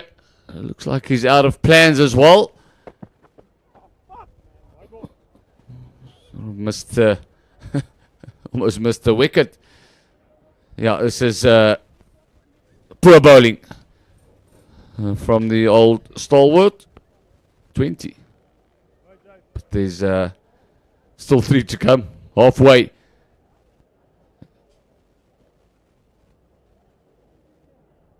That's the over so far. The first couple were straight length deliveries. Those ones disappeared. This was a massive 6. High onto the embankment. And then 4 wide deliveries with another boundary in between. That was going to be wide again. That's going to hammer it straight over his head. 1 bounce, 4 runs. Yeah, I must say, very impressed by JP King and the way he paced this innings. And you could see lovely bat speed again. High on the bat on this occasion, not the timing he wanted. Pace off the ball from Junior Dala, but still enough. Straight like an arrow over Dala's head for a 1 bounce. 4 and a very, very expensive year. The penultimate over here for the Titans, very expensive. Straight. This time. Only the one. King feels like he's missed out. Swiftly, he's moved to 70. He had 50 of 36 balls. No, 54. And then swiftly moved to 70. So he's put the impetus into this side. It brings up that 180, but there's still 7 deliveries to come. That's better from Dala. That's better. But one feels a little bit too late. He's had an expensive day. His 4 overs cost him 49 for the day. Yeah, 149 and 4 overs. You could hear the disappointment there in the stump mic. Unfortunately, didn't go to plan. I just feel the plans was a bit off. That last delivery, if I had 6 out of 6 in there, it gives you the option also to get a wicket also. If you go so wide outside off stump, it becomes very predictable. But I must say, the way JP King played this innings and played this hand, you could see why a lot of cricketers and a lot of coaches are so invested in him the last few years. And you got a younger brother, CJ King, also in the squad. So a talented family and 2 very good young cricketers coming through the ranks. St. John's College Old Boys played for Northwest University and both made their way down to the Eastern Cape to represent the Dafabet Warriors. But a very, very good inning so far for JP King and the Dafabet Warriors. As suggested and as we expected, last over, Bayan Khalim, he was very good for the Titans in the power play. He bowled 3 overs up front, all 3 from the one side, from the opposite side of the ground in the power play, but he's going to bowl the last over from the Enops River end.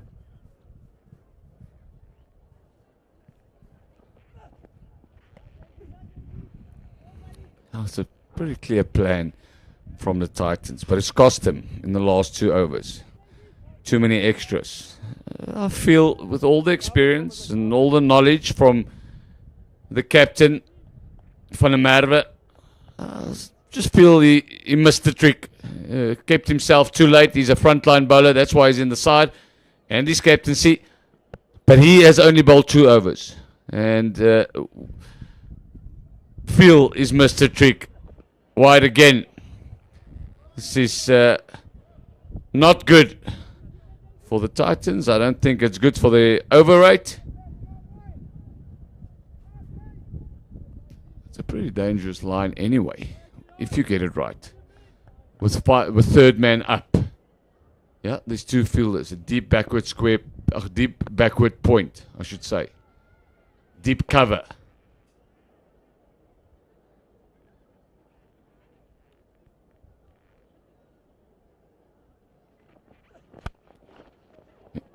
Gets one in the slot. Kruger misses out. Only the 1.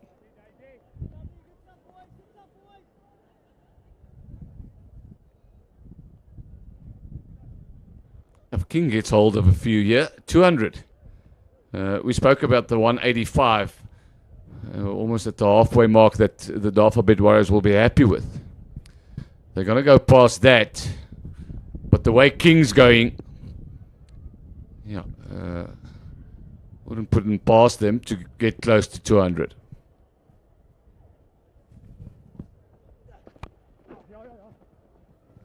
Yeah, especially if you take us back, hour back after the power play they had to get to 185 for free with 4 deliveries to come. I must say, a very, very good partnership between King and the Villiers that we witnessed here today. And just showed you how calm they stayed under pressure because they were under the pump at the back end of the power play. And how they changed things around has been very good to watch. Very deep in his crease, Kruger. Looking for length. There it is, smashes it! No. Only the one. Yeah, you have to say, except for the couple of wides up front. No boundaries thus far. We're halfway. Halfway there. King, the man in form. The danger man now back on strike. Pretty strong breeze. Blowing over the left shoulder of the bowler. So towards the leg side. It will only be a chip here on the high felt with the breeze if he gets length.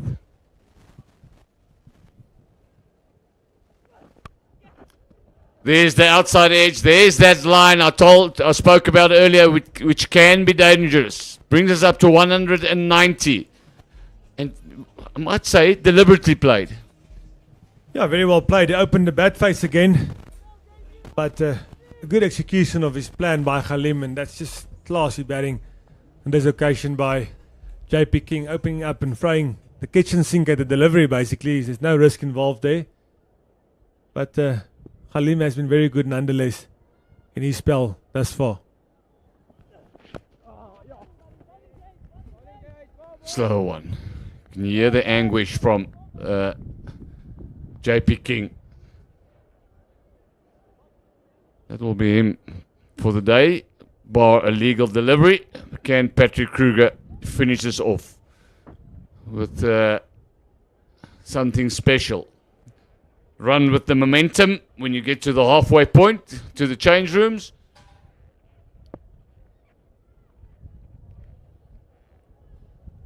Last ball of the innings. Full, slapped. It's only going to be 2. 193 for 3. The Dafabet Warriors will end up with. Yeah, you feel that they will be very, very happy with the total that they have posted. We've seen 2 special knocks today from De Villiers and JP King, who finishes up on 76 not out. De Villiers got 74. That was the base and the foundation of this Dafabet Warriors innings. Coming from only 36 for 2 in the power play, losing 1 wicket and ending up at 193. The Sky Blues, they will need 194 runs to win. Yeah, there's the batting card of the Dafabet Warriors. Madiru Lefeku, Manak up front struggled a little bit, 11 and 10 respectively. And then the partnership between Matthew de Villiers and JP King, 74 or 48 for Matthew de Villiers in his debut game as captain. And then the standout here at the back end, JP King, 76 or 43 deliveries. Gave them a very good score here of 193 for 3, and they allotted 20 overs. You have to think back, they lost the toss and got sent into bat here at SuperSport Park. They'll be very pleased. Yeah, Janssen made his debut. He was impressive. He was involved in all 3 dismissals. We saw a wonderful one-handed catch from him. 2 for 29. Petlukwaya was disappointing with these 2 overs. And right at the bottom, where I feel they've missed a trick, the captain himself, Rudolf van der Merwe, he only bowled 2 overs as a specialist bowler. Too many wides, but it is SuperSport Park, and you never know if it's enough. Quibbers is shaking his head up and down because he's played so many and he's seen so many high scores on this ground where he's played his cricket as well. Yeah, very good score, 193 for 3 with a young batting lineup. But let's see how this run chase go in a couple of minutes. See you soon.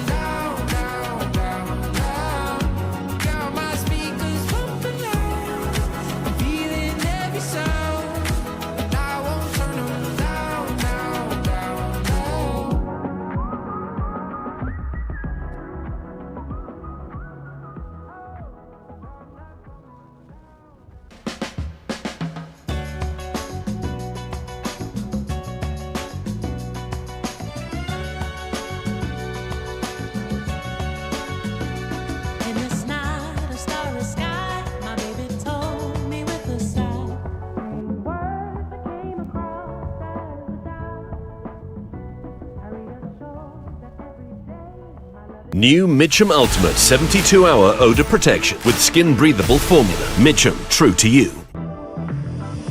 Now he's thinking about me every night. Oh, isn't that sweet? I guess so. Say you can't sleep, baby. I know that's that me espresso. Move it up, down, left, right, oh, switch it up like Nintendo. Say you can't sleep, baby. I know that's that me espresso. I can't relate. I'm racing.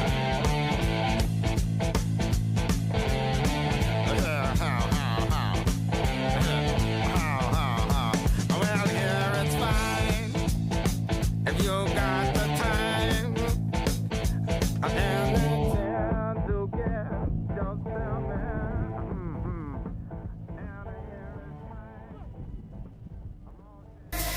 Lately, I just feel like I can't get you out of my mind. I feel love for the first time, and I know that it's true. Me and you, I could love you for life.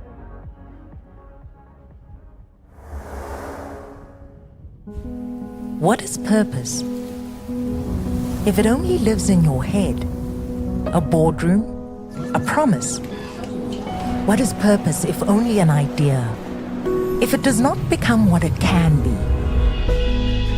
You see, where purpose finds passion, when it takes action, the world is a better place. When it becomes real, when it delivers peace of mind, purpose becomes a force for change. It changes circumstances. It changes livelihoods. It changes futures. It comforts. Because when you are there for someone when it matters most, when you take a stand for the vulnerable, when you invest in education, when you put food on the table, you're not just talking. AFBOB, here for you in more ways than you can imagine. New Mitchum Ultimate 72-hour odor protection with skin breathable formula. Mitchum, true to you.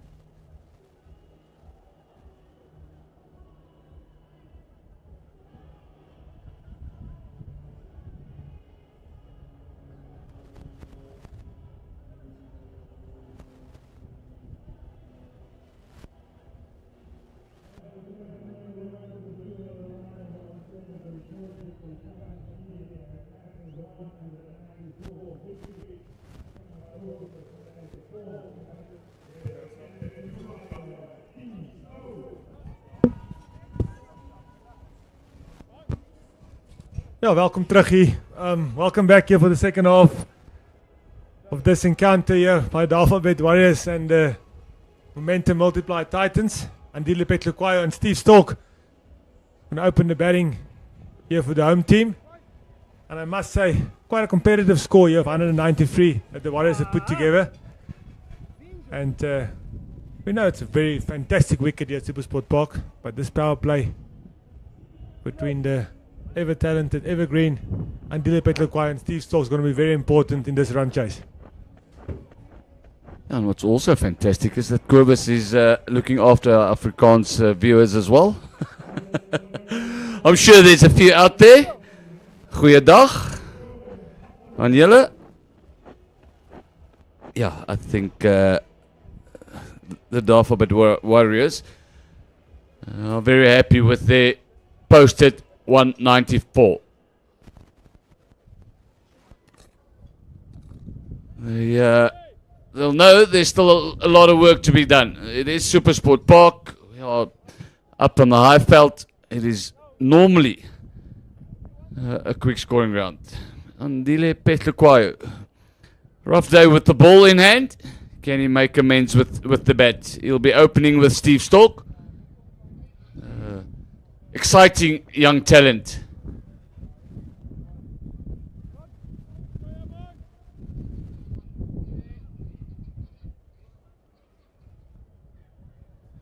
Yeah, Kevin Mangru from the Ennis River End is going to bowl the first over here for Dafabet Warriors. His natural shape will be into the left-handed Petlukwayo. Similar plans that Rolf van der Merwe had with fine leg and third man in the circle. So protection on both sides, square of the wicket.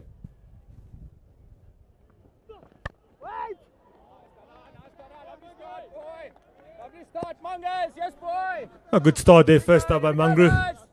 We saw Halim in the first innings. As soon as she bowled that back of length hard into the wicket, it's a bit of assistance from the conditions here. And it's hard for the batters really to get used to that length.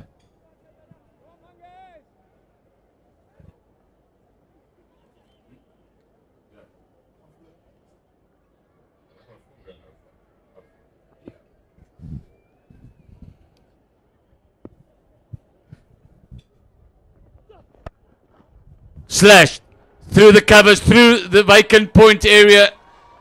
And the first boundary for Petlukwayo, and the Titans are off and running. Yeah, Mangru guilty on this occasion. Too full outside the off stump.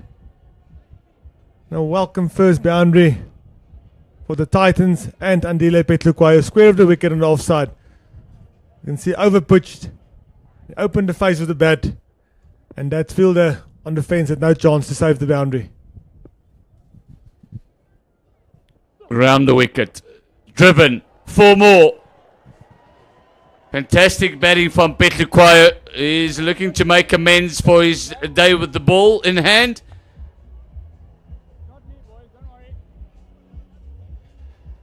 A lovely shot on this occasion by Petlukwayo.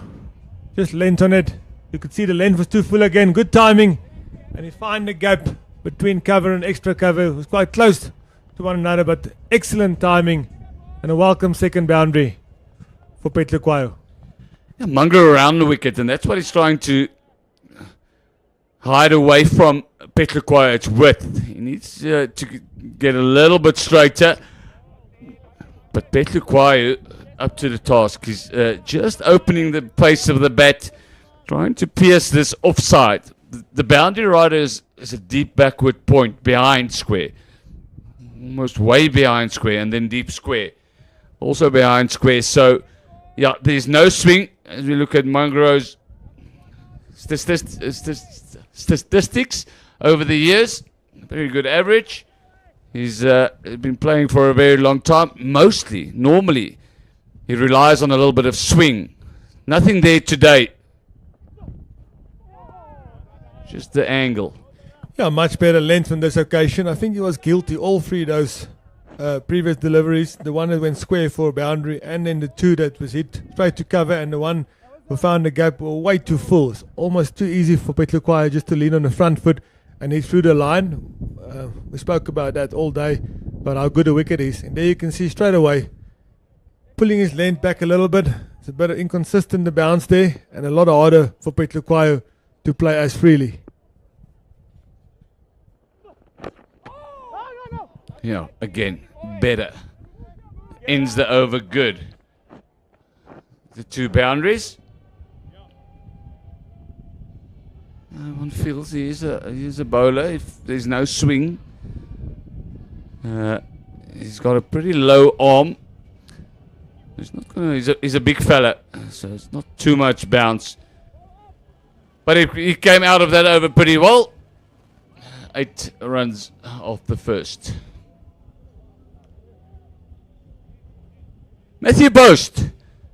Looking forward to seeing another youngster. Big, strong, built guy. He's got a bit of pace about him. The 8 matches played.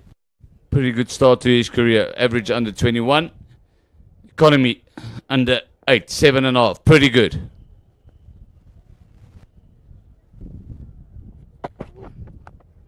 Bustles in. It's a good length, good start. Yeah, he did his service here at SuperSport Park last year. He played for the Titans. Beginning of this season, he made the move down to the Eastern Cape, joining the Warriors, leading the attack there. There's a couple of opportunities for young bowlers there. And I must say, speaking to the coach here beforehand and the assistant coach, they are very impressed by the way he dealt his business down in the Eastern Cape. So good to have him around. Well played by Steve Stork. Short delivery, just helps it on his way. Saves the boundary, backward point, and they hustles through for a single to get Stork off the mark.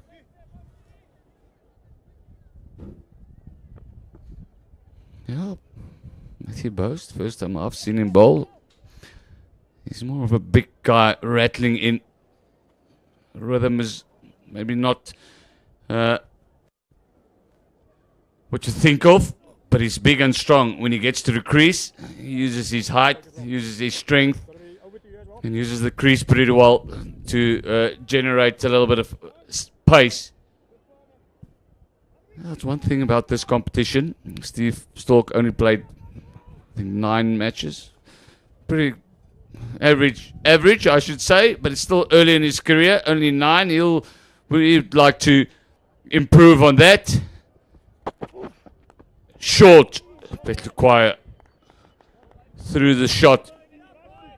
But good to see. There's intent. There's early on trying to push the batsman back onto the back foot. Yeah, very good intent. We could see it same in the first innings also. As soon as Marco Jansen has pulled his length back a little bit, it was a bit harder for the batters to play with freedom and play with control. So a tendency of SuperSport Park with the extra bounce, and very well exploited by Matthew Boast. In there and out. Petluquayo chips one to mid-wicket. It is a fantastic catch, low down to the ground. And Andile Petluquayo's woes continue for this day on 1st of November. Yeah, difficult day at the office for Petluquayo. I know he played a lot of cricket before, but woeful day with the ball in hand. His 2 overs cost him a lot of runs, and he had to depart 8 or only 7 deliveries. A very good catch, low down. Made good ground, Patrick Kruger, safe hands of him, and well-deserved first wicket in the power play. And here's a debutant, Joshua Dawn, making his way to the middle to join Steve Stork for the Titans. And it's exactly what the Dafabet Warriors want. There's not a lot of experience in this Titans lineup. Something that you don't usually say about the Titans lineup. A lot of their players are national duty. But with a score of 194 on the board, panic can set in pretty quickly. So it's the start that they want. Post got the breakthrough. I spoke to Pierre Brain earlier, and he played for the Young Guns. The Titans got this SuperSport Park International Cricket Academy, who play a triangular series with a Young Gun side of selected sides who does well locally here and for pre-season cricket for the Titans, and he did quite well in that competition, and that opened the door for him to make his debut for the Titans. in the air. Flies off over the gully region. And that will open the young man's account in this form, in this competition. Again, hard length from Matthew Boast.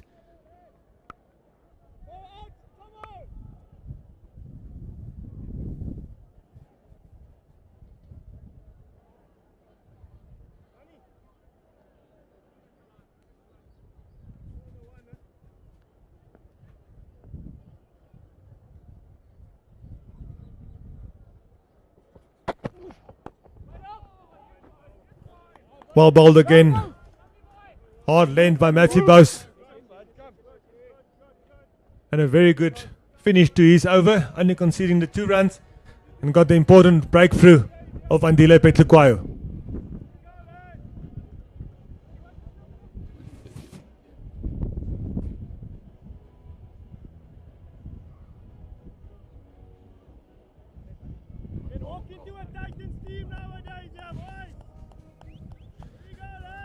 Yeah, Mangro is going to bowl his second over in this power play, and this will suit him a lot better.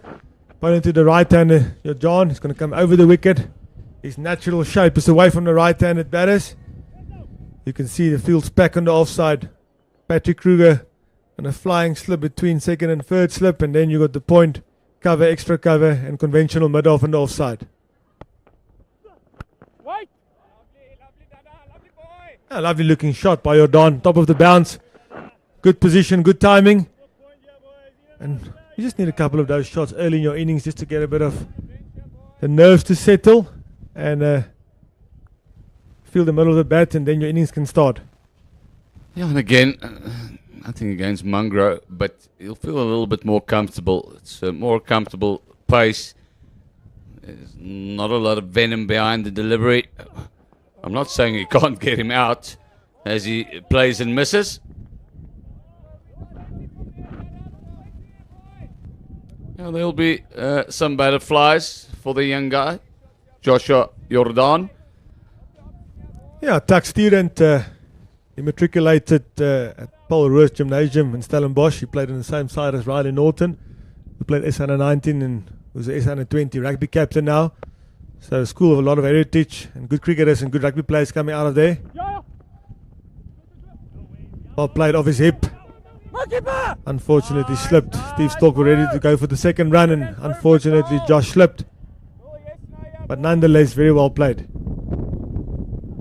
Yeah, good communication as well from Jordan. As soon as he slipped, he didn't try and recover. The call was no immediately. Gave his partner the chance to aboard and turn around just a single. It's always important. Clear early communication.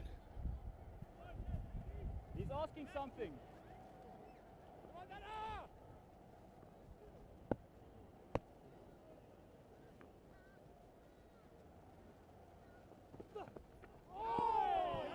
Beautiful delivery. Kuvas mentioned it earlier. He'll be a little bit more comfortable to bowling to the right-hander. Tiny bit of movement away. Interesting. That movement is against the wind. The wind is, as we see now, right to left, and he swings it against the wind. It's always been his shape with a little bit of a lower arm. Seam in a good position.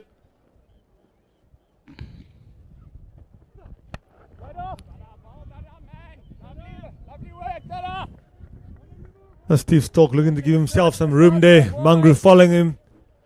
Well spotted there. That's a very good delivery. Well played by Steve Stork not to follow the delivery there.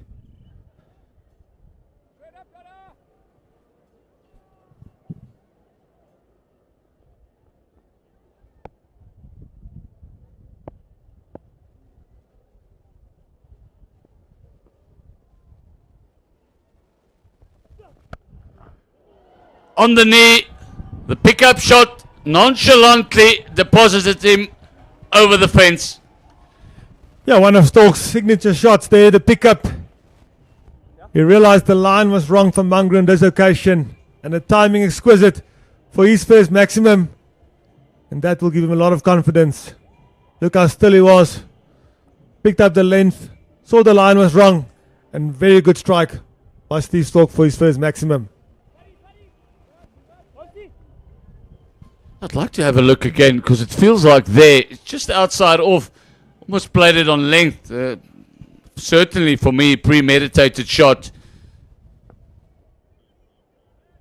Got the crowd going anyway. Boast in for his second. Hits the bat hard. Hits the deck hard. That's what I meant earlier. A little bit makes it a bit uncomfortable for the young Jordan. I must say I was quite surprised at the back end of last season when I realized that Matthew Boast was leaving the Titans. I must say the back end of last year, especially in the 4-day cricket, he done quite well for the Titans. If you look at this wicket and the height that he bowled from and that hard length, the same as what Khalim showed earlier today, that's a difficult length to score off here at SuperSport Park with just a steep bounce and extra bounce. But nonetheless, the Warriors gained a good bowler. Picked up. Bad line. 2 straight. Another 6. This time from the youngster Jordan. Beautiful shot. Yeah, that's a nice way to settle the nerves here by young Jordan. Very well played. Still 8 position. And Boast made himself guilty. Look at the line here. Down the leg side. Easy pickings. And exquisite timing to get his first maximum. Yeah, it's again that hard length, but the line was wrong. Jordan able to get inside it. This is uppy, straight to the fielder. End of Jordan. Boast has the last laugh. Jordan splices it, and the fielder makes no mistake in the deep. Yeah, we must give credit to the captaincy of Matthew de Villiers. That fielder was there for a reason. Matthew Boast a bit full on this occasion. And the line of the ball allowed Jordan to open the bat face and straight down the throat of the fielder at deep point. And unfortunately, the exciting young Joshua Jordan needs to make his way back to the pavilion. 8 runs of 6 deliveries. And the Warriors strike the second wicket in the power play. And they're definitely putting this inexperienced young lineup of the Titans under pressure. Now the debutant walking into the crease here, Maria, the left-handed batter. As we look at this, very good positioning, a lovely catch. And Manak made sure of the second wicket for the Warriors. Yeah, the debutants keep on rolling. Keep on coming. Left-handed batter, Maria. But it was a result of the hard length that Boast has been bowling. And when the one was thrown up, the weight wasn't there of the batter. He was hanging back, only managed to slice it to deep backward point.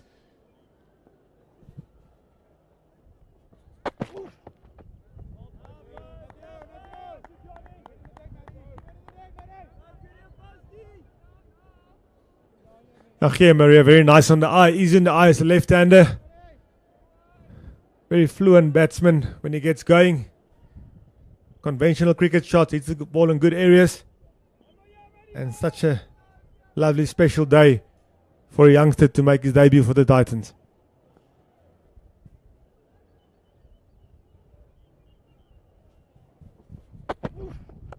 Short. Didn't get hold of it on him too quickly. Nearly a third. Just feels a little bit of panic setting in, which is understandable. There's a few youngsters in this top order of the Titans, the momentum multiply Titans.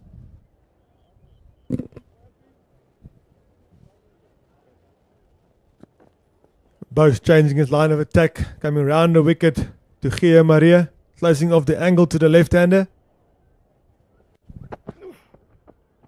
Misses his line. Now one thing, 23 for 2. Youngsters, love to see a slip in.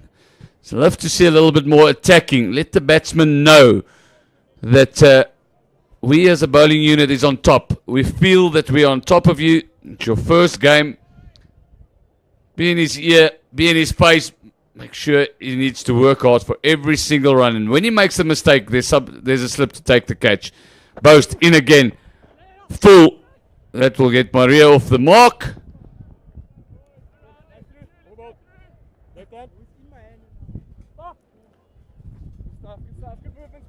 Yeah, end of the fourth over. The Titans move on to 25 for 2. They still need 169 runs of 96 deliveries. And most importantly, they need a good partnership between Maria and Stolk.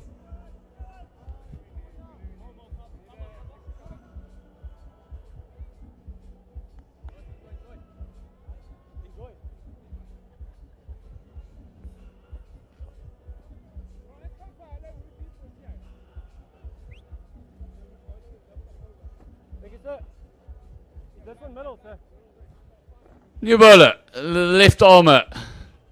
Apim Nyanda. Youngster. Left arm speedster. Seen him in the warm-up. Looks quite impressive. Wide, first up. Commentator's curse. Yeah, you were quite impressed with him in the warm-up. You saw a bit of pace from the left armour, Ampiem Nyanda. He played for the S19 side a couple of years ago. So definitely a lot of promise in him as a young left arm quick. I'm sure him and Gia Maria would have played against one another earlier in their careers. Nick! Just short. So close. I have to look at it again, but I think it just bounced short of the wicket keeper.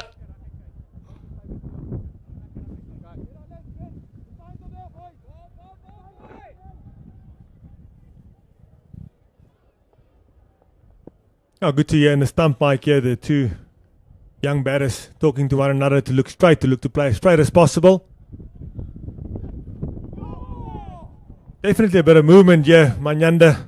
The previous ball moved away from the left-handed Gia Maria, and that one looked like it cut him in half, moved back into him off the seam. Very good energy behind the ball. But also nice for me about a day like today to see the amount of talent that South Africa has within our cricket regions. A division team with a lot of new faces that are not the household names within cricket structures in South Africa yet. Young players finding their feet with a lot of ability and a lot of talent. Always lovely to see. Chance! He was gone for all money. Hit it straight to middle. And it decided, I need to get off strike, but one feels if there was a direct hit, there was problems. Yeah, South Africa in the past was famous for pumping out all these fast bowlers, and how many have we seen at this level? Maybe the people at home hasn't seen as much, but there's certainly a bunch of talent coming through. For me, which is good news for South Africa. Good length again by Manyanda. Well played by Steve Stolk. Soft hands. Just drops it in the circle. And easily through for a single. I must say I'm impressed by Manyanda. Athletic. Run up into the crease. Nice strong set. With delivery. Over his front leg. Looks a strong, very well built, good athlete. And that's promising to see.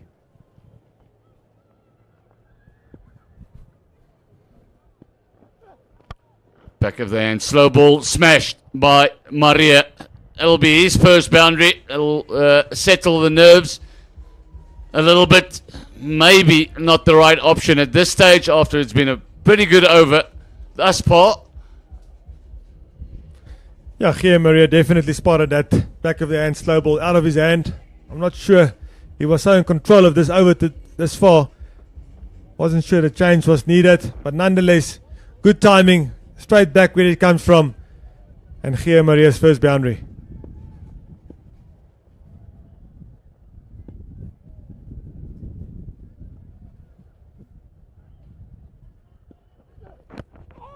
Two straight this time, and it's going to cost him another 4.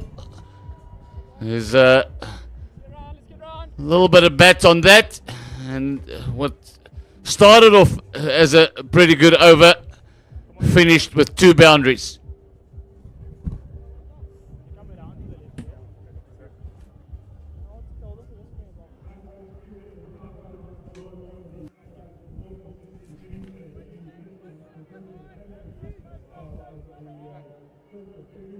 Yeah, Titans needed those 2 boundaries in the power play.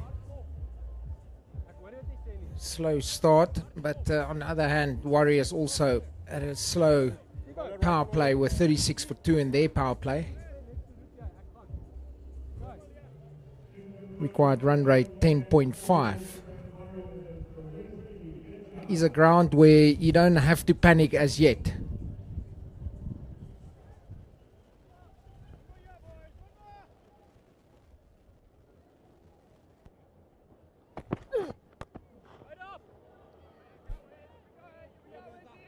It is a ground where you can make up.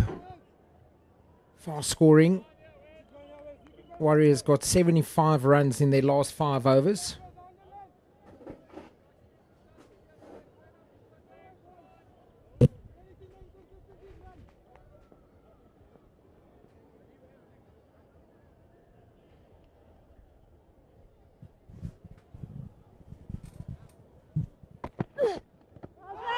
He's asking the question, but it's going down the leg side. Looked like a slower delivery.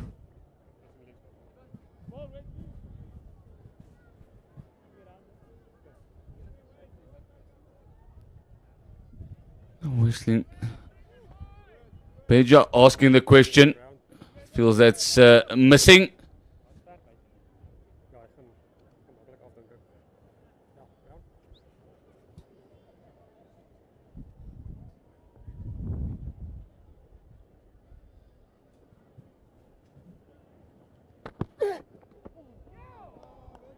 Good start by Beja.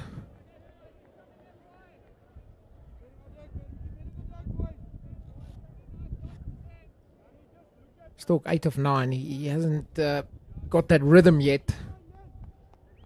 He's got a lot of power, but you can just see that he's struggling to find that rhythm, that timing.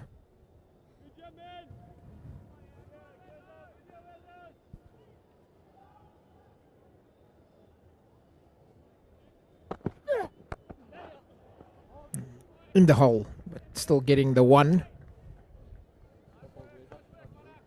Maria, sometimes bear in mind he is making a debut. Things just looks a little bit frenetic. When you look up at the scoreboard, that rate required has moved up to close to 11. Hasn't got the experience, say, of some of his peers.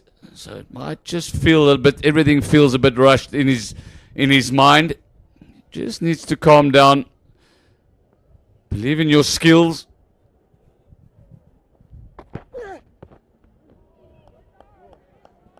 Just a little bit more bounce, effort in that delivery of Beja.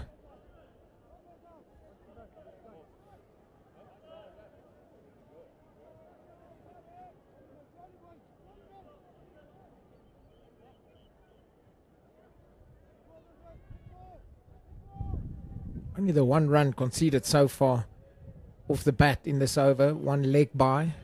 Very decent over.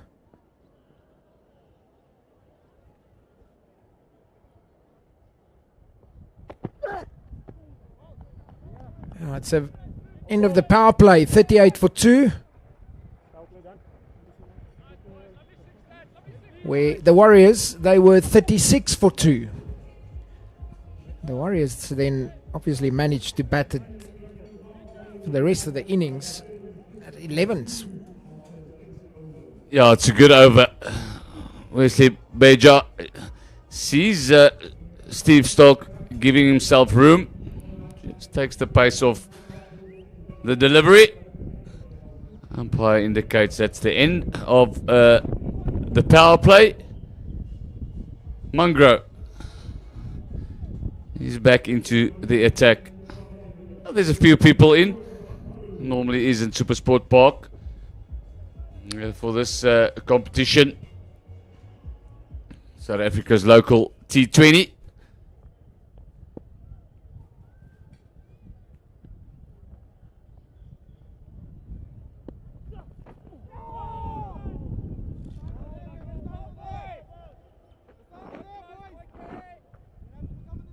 Now there's a lot of pressure now building on these two young men, Murray and Stork.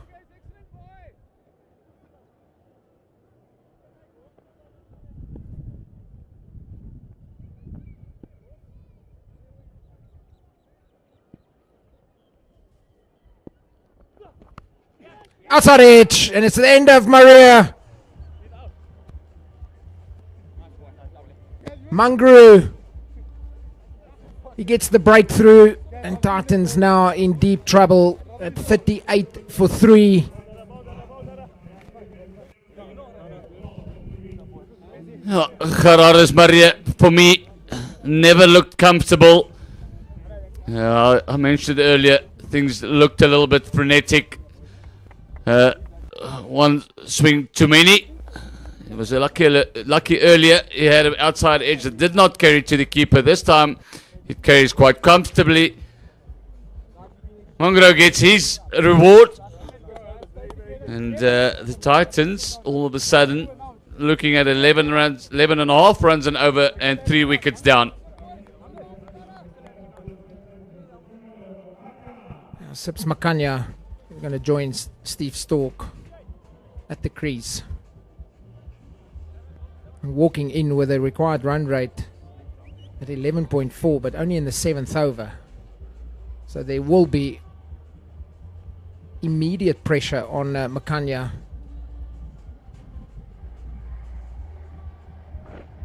Average of 21, strike rate just under 120.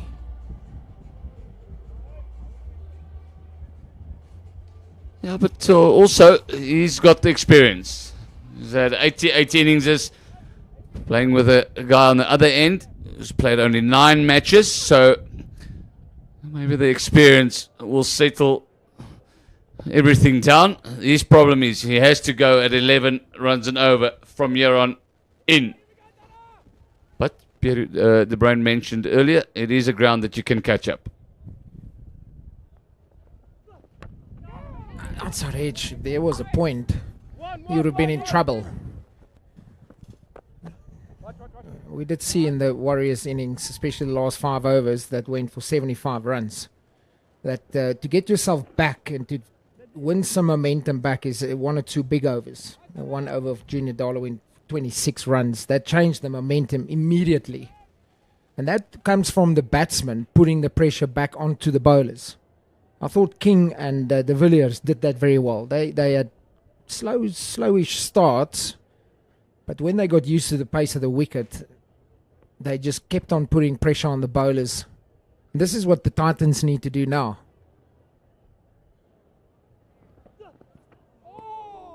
Oh, that partnership was special. 2 youngsters, really.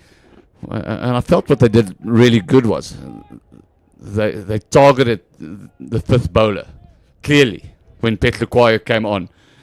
And they had the platform to make amends in the last 5 overs. And by then, the bowlers were pretty under pressure. Junior Dollar went to distance. It's straight up in the air. Duplessis is not going to make a mistake, and it's another wicket for the Warriors. Steve Stork has to go. He really struggled to find a bit of rhythm. He went for the high-risk option. And Titans now in deep trouble. 39 for 4. For me, a clear difference. It's well bowled again from Munro, but there's nothing special. It just hits the length. But the difference for me is the two batters from the Dafabet Warriors gave themselves a chance to get in. That for me just feels like a little bit of panic. Take the high risk shot, go for it, loses your wicket, and your team is poured down all of a sudden. And we're into the all-rounders. Marco Jansen walks to the crease. He's got all the experience in the world, is Marco Jansen, and that's what the Titans need in this situation, is calm heads and experience. He brings that. Got an average of 20, good strike rate, just under 140.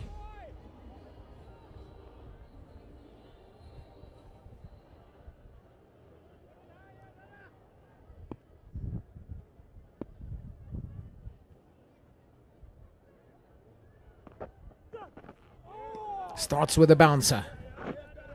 End of a very successful over. 2 wickets in that Mangru over.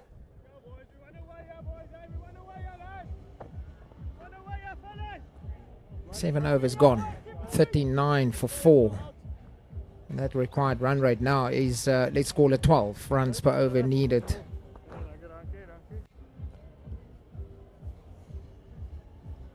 Yeah, it shows if you can do the basics well. You could have had another one if they had a point, a regular point with that delivery. Then the wicket of Steve Stoke earlier in the piece. He got rid of the left-hander. And then Steve Stoke. Into the bowling attack, Thomas Carber. Left arm wrist spinner.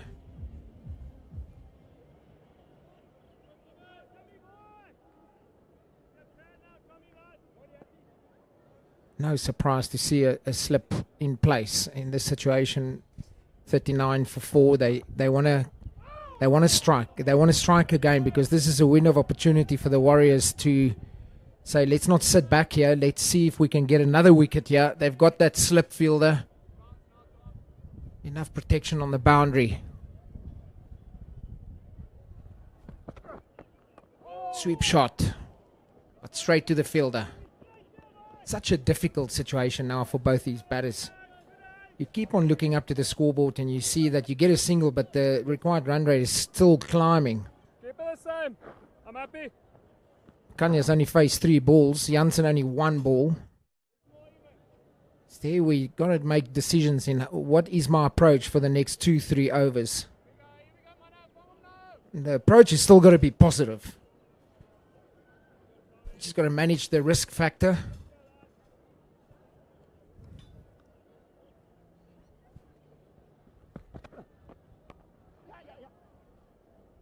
Warriors will be very happy with singles, because singles is not going to win this game for the Titans.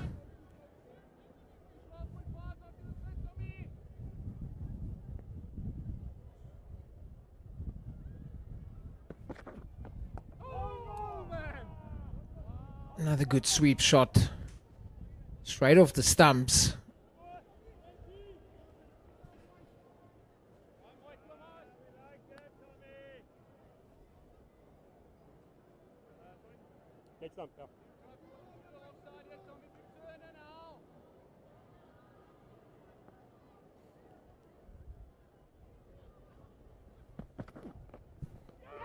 He's gone. Ran past the wrong end. Marco Jansen has to depart. And the wheels coming off for the Titans at the moment. Always a danger to the wrist spinner. Carber, for me, highly underrated bowler in South Africa. He's got an average of under 20 runs per wicket, which means he's a wicket taker, and that shows it. It was the wrong one. It was the one that goes away from Jansen. He decided to come down the wicket, didn't get close to it. Good work from the keeper. In a flash, the bails are off. And all of a sudden, they are halfway with the wickets, the Titans. Yeah, the last 10 balls, 3 wickets down. And that's the third one in the last 10 balls. Marco Jansen's got to go. That brings Keegan Lyon Cachet to the wicket. He's got some form. A couple of days ago in Maritzburg, played a magnificent innings to get the Titans that win. Man of the match on his debut. They need him again. He does enjoy batting against spin. He's got a lot of options. And that's an end of an excellent over from Thomas Carver.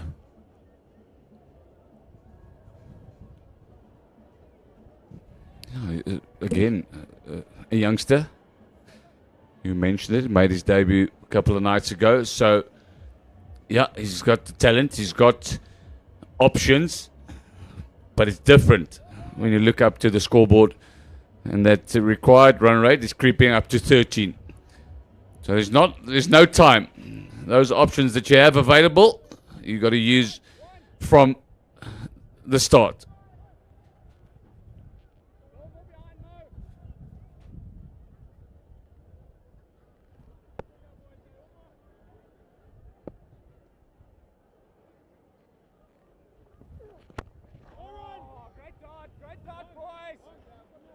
Lovely pitch.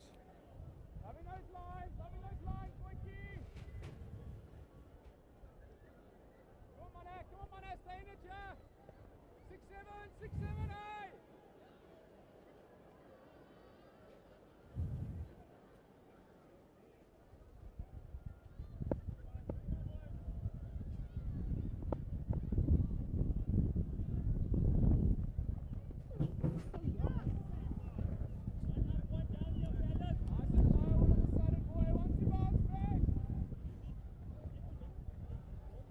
It's a very good example today of momentum getting carried through. The Dafabet Warriors had the momentum with the bat at the back end of their innings. They went into the change rooms and came out with the ball and continued with that momentum. The Titans been 5 down after 8.2 overs.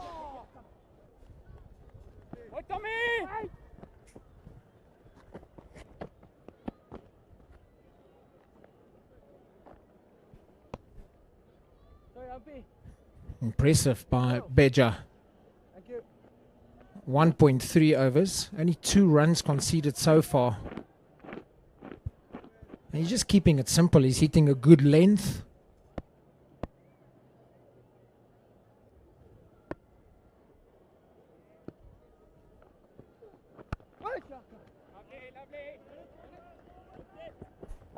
It's only the single.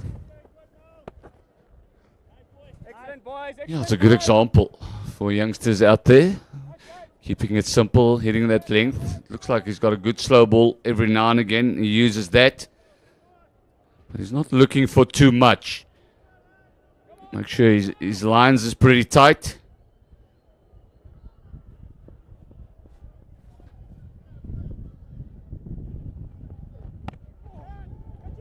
Straight to the fielder, just glided it. It's like practicing slip fielding in the morning. And a very good catch by Mangru. Makanya's got to go.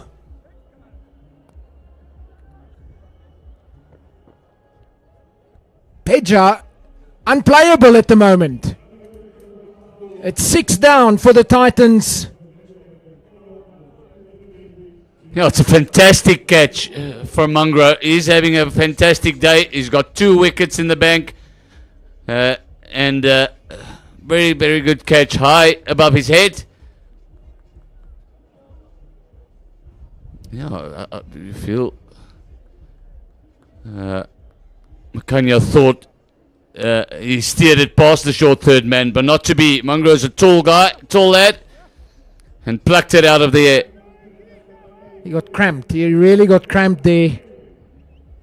There wasn't enough width to glide it down to a vacant third man area. But it was a good catch. You can see there's no room. Plucked it out of the air. Yeah, and again, pretty simple. I think we mentioned it earlier in the over. He's bowling tight lines, and every now and again he changes the pace up, but that's the result. It's not wide enough. There's no room. New batter to the crease. Khalim.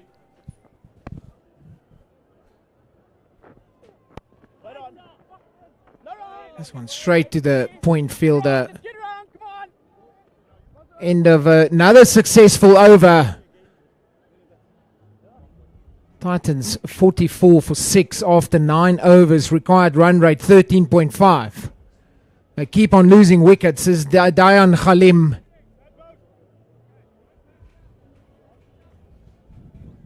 Here we look at that.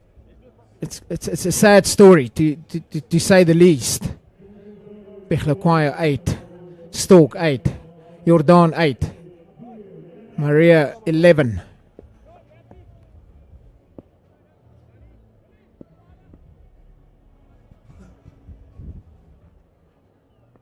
Last 3 overs, Titans lost 4 wickets.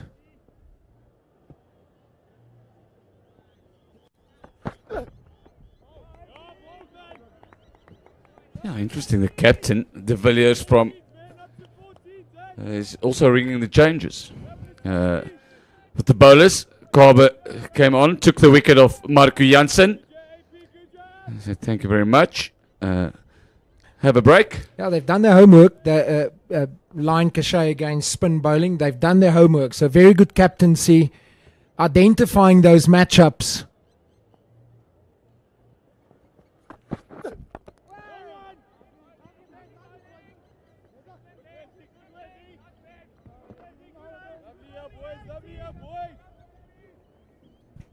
$14 is the required run rate currently.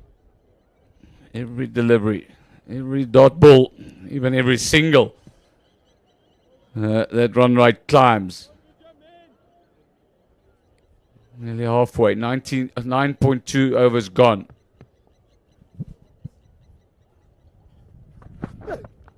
Outside edge. The fielder has done very well to stop the 2.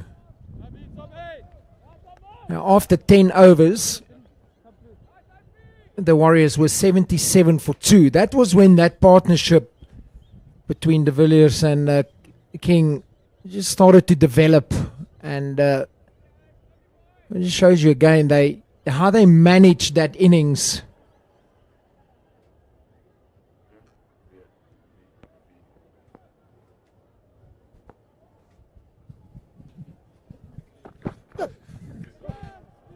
Now that's going to go for 4.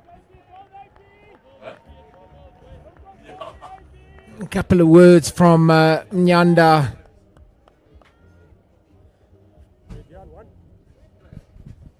I don't mind the option.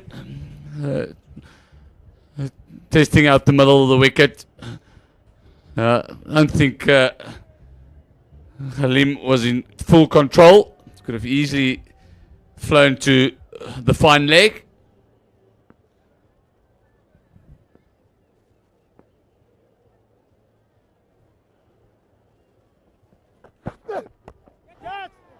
This time, fielder nearly got to that. That would have been a brilliant catch by Boast. He's a big fella. It's a long way down, but the Warriors has been fantastic in the field today. They've taken some good catches. It was a difficult one for Boast. So close.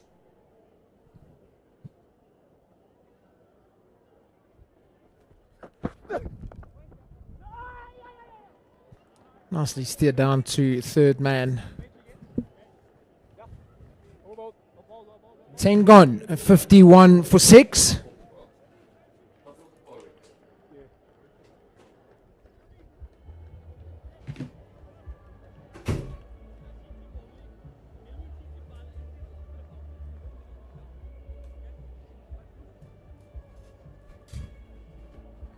Yeah, we can look at the wickets again. That's a soft dismissal from Pechlokwayo.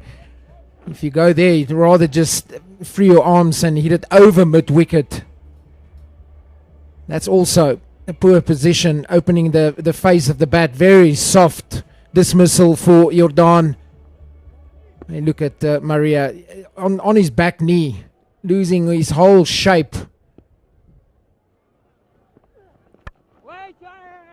Nicely driven by Lancashire. Yes, John! Only the single. Beautiful, JP! Yeah, good fielding out in the deep by JP King. Looking at those ways of dismissals and all those wickets, it just looks like the Titans batters bottled under pressure. Nobody was prepared to work and take it a bit deeper. Look at that shot also of Steve Stolk across the line, not the right length, not the right shot.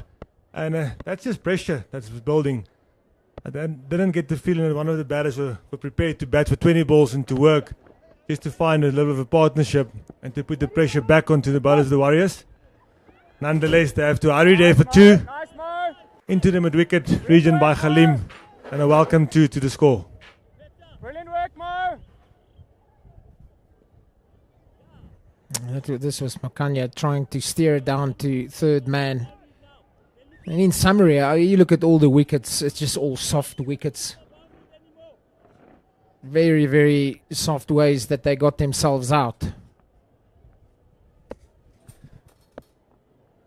Wesley Beja again, angling the ball into the right-handed batters. Short! Oh, both fielders looking at that one.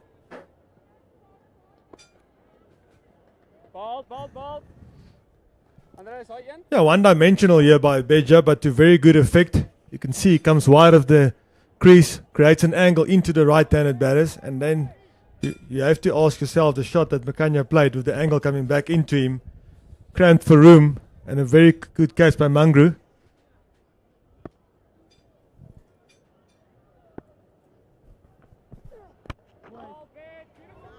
Driven straight back to the bowler.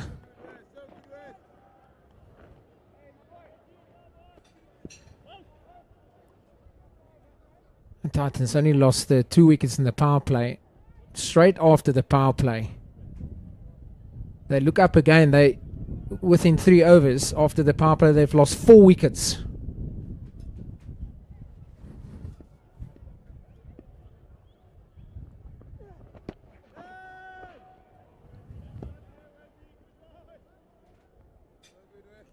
Beja, it just looks unplayable.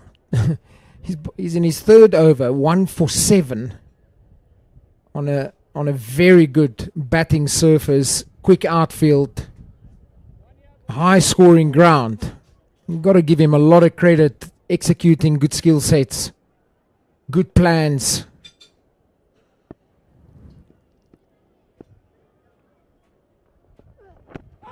There again, full Yorker, but it's going to miss the leg stump. Leg buys. 11 gone. 56 for 6.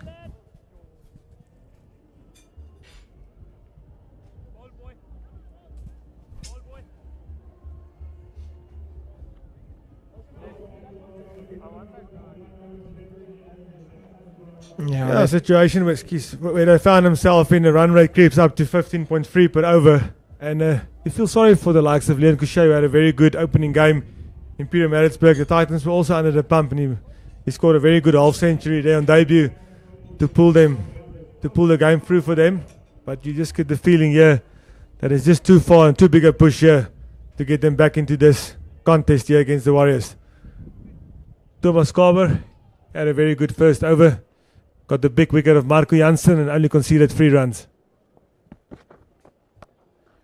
That is smacked very hard into the gap.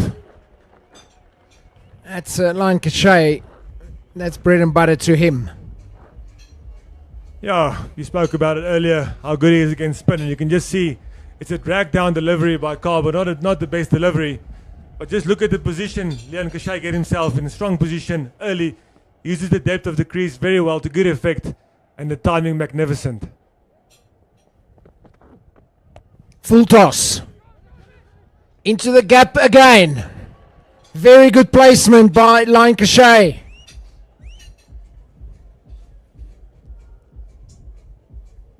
Yeah, we have to say it. 2 poor deliveries by Thomas Carver, a drag down and then a full toss. But nonetheless, very well executed shots to the leg side by the in-form Keegan Leon Cachet. And that will give him a bit of confidence and get his innings underway here. He moves to 12 runs with the 2 welcome boundaries.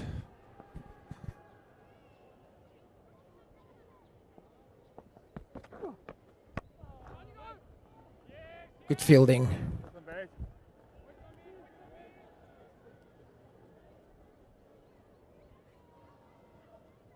Always been a characteristic of the Warriors over the years of young sides, but a lot of energy in the field and good plans, and you can see how they execute here today at SuperSport Park again.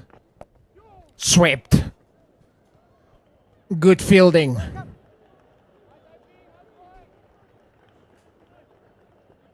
And still managed to get the 2.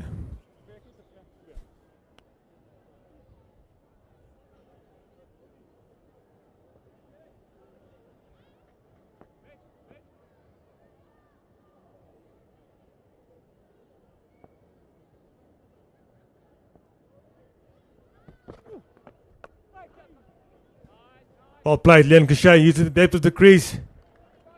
Hits it out to the sweep on the offside for a single. And slowly starting to change the momentum here in this partnership with Dayan Khalim.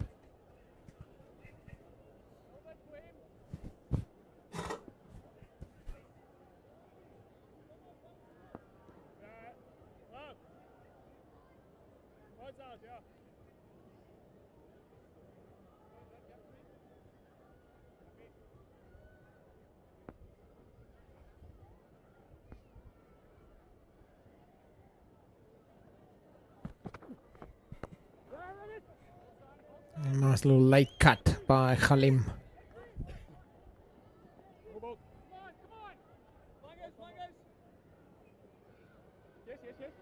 12 gone.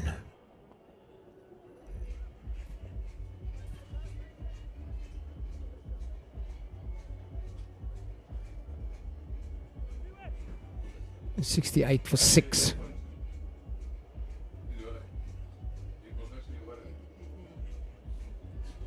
Look at the bowling card there. Kevin Mangru, 2 wickets for 16 in his 3 overs. Matthew Bose, outstanding, 2 overs for 10 and 2 wickets.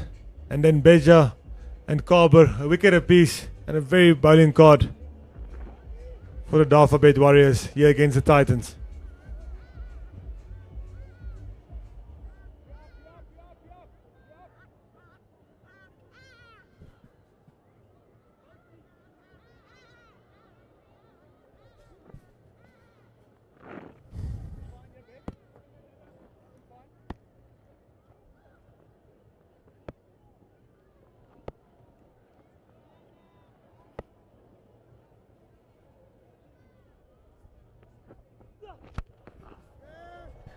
That's hit hard. That's a maximum. Brutal power from Dayan Khalim.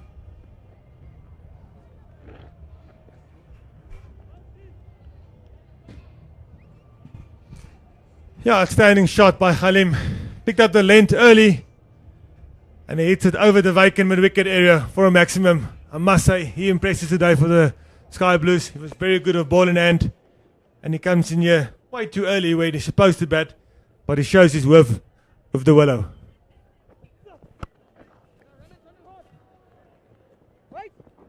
That's hit hard.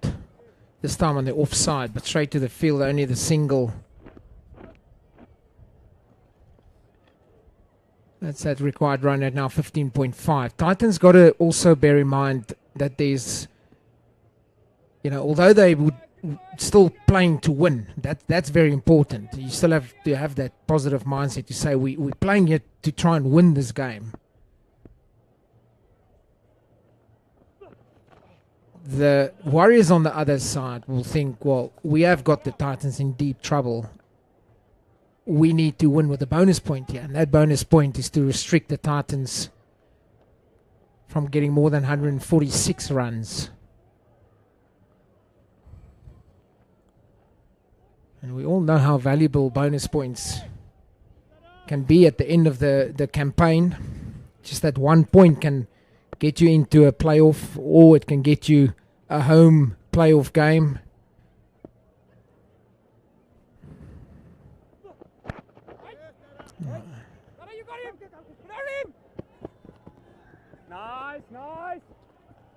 Yeah, especially for the Warriors after they had a rained-off game against the Dragons in their first encounter in Potch last week. So that bonus point can be so crucial for them as they had to share points in Potchefstroom.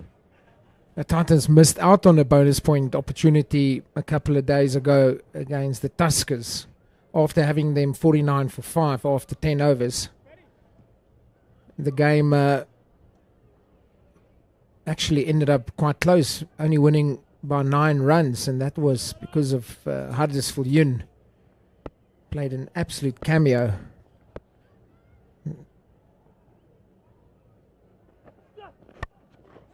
That's in the air, but no timing. Straight to the fielder, and it's in of Khalim. Come on! Yeah, unfortunately, their misfortunes continue for the Titans here.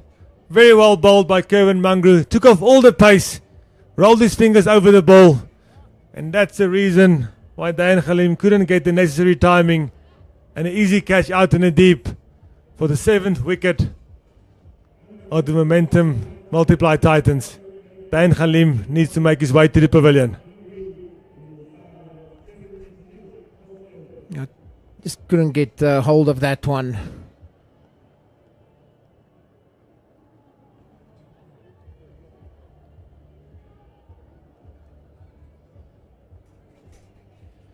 Oh, the captain, Roelof van der Merwe, makes his way out to the crease.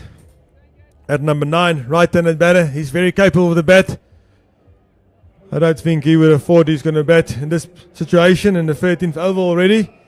But nonetheless, opportunity for him to look to get a decent score here and stop the Warriors from getting a bonus point. One, please. Thank you. Yeah, we have to look at it, Pierre, and I must say it was very disciplined bowling by the Warriors, but none of them have really blown the Titans away. I think there was a lot of soft options.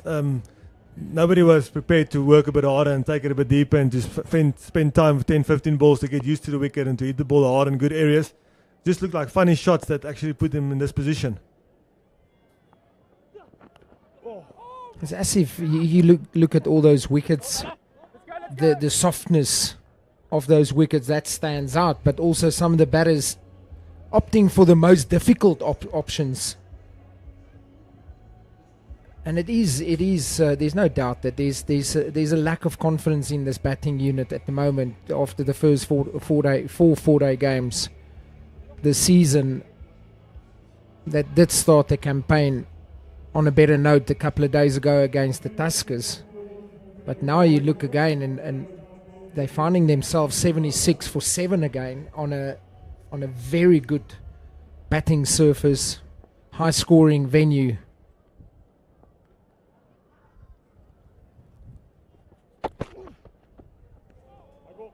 That's going to be a wide. When you look at the batting lineup as well, is that there's a lot of young players now getting opportunities. Maria today, Lion Cachet is in his 2nd game for the Titans. Jordan Stork, very young. So it's an extremely young batting unit. Oh, that's high in there. And that's going to fly all the way. That's a maximum for Lion Cachet. Yeah, I must say, he's keep impressing us. Every single innings that he plays, he shows his worth. He was good with the gloves. Good glove from behind the stumps also, and definitely a good find for the Titans. We can see cricket in South Africa and guys in the SA20 also rate him highly. He went for quite a nice price in the SA20. So definitely one to keep our eyes out. Only his 2nd T20 game for the Titans, but definitely making name for himself as a young wicket-keeper batsman in South Africa.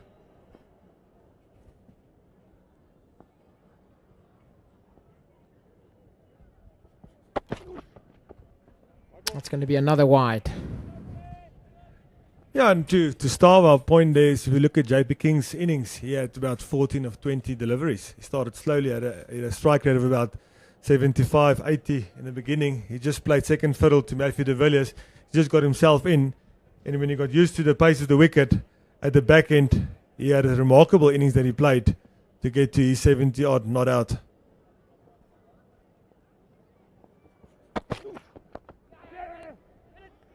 He gave himself a bit of room. It's a good delivery. Good Yorker. I also think there's definitely a discussion and scope for Lancashire to bat higher up. I would like to see. I think he's the perfect batsman at 5. You know, just outside the power play, he's going to face a lot of spin. You know, give him a little bit more time.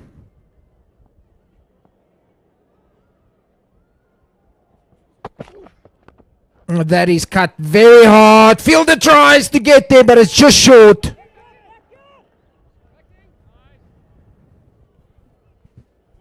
Very good energy on the fence by Manak to get around and to save the boundary. One of Van der Merwe's signature shots over point. Open up the blade. Give himself some room. Open up the blade. Over point. But outstanding fielding out in the deep to save a certain boundary.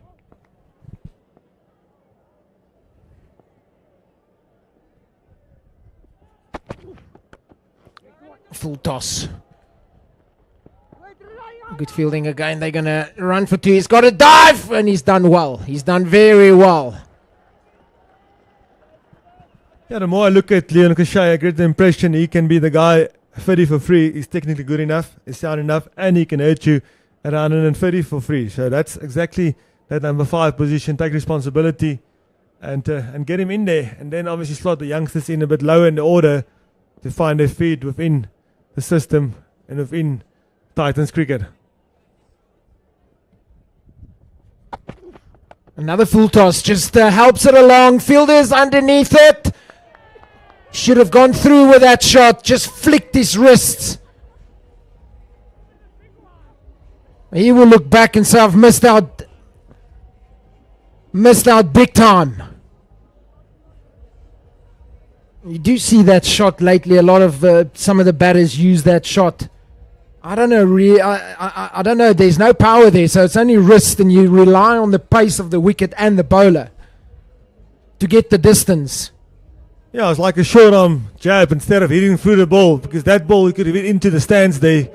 So he just helped it on, and he'll be disappointed. Both got away there, lucky wicket, and Leon Koshay will be very disappointed walking off of that shot. He showed glimpses of his talent again, and he'll be very disappointed. That ball didn't get the necessary treatment.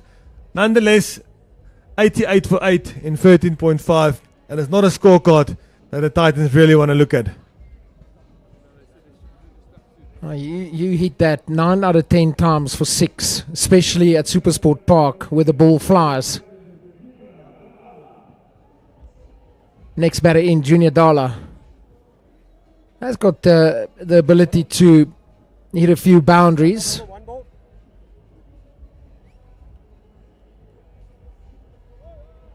But you can't help to think now in this situation, Titans 88 for 8, required run rate just under 20.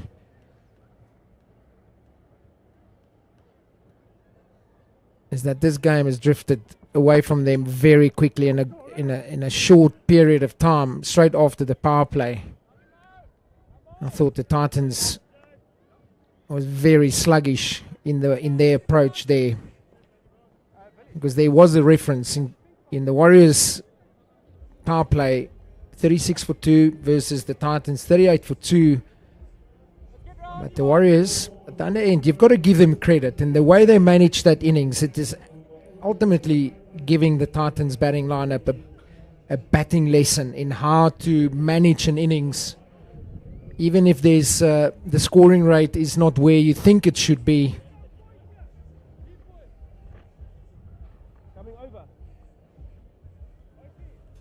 Yeah, that partnership between King and de Villiers was superb. The way they paced the innings, the way the Villiers took charge of the partnership in the beginning, into the latter phases JP joined in with that. Definitely, as you rightly said, a batting masterclass by the two Warriors batsmen.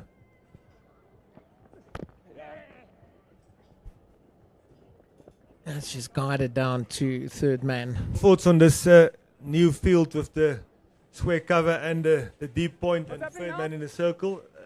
My thinking is just like it limits some other options in terms of field. I saw it in the first innings when the Titans were bowling quite a lot, and similar now again with the Warriors. Obviously the Warriors are in a better position here, but it's just a bit of a one-dimensional plan. I don't know what your thoughts are.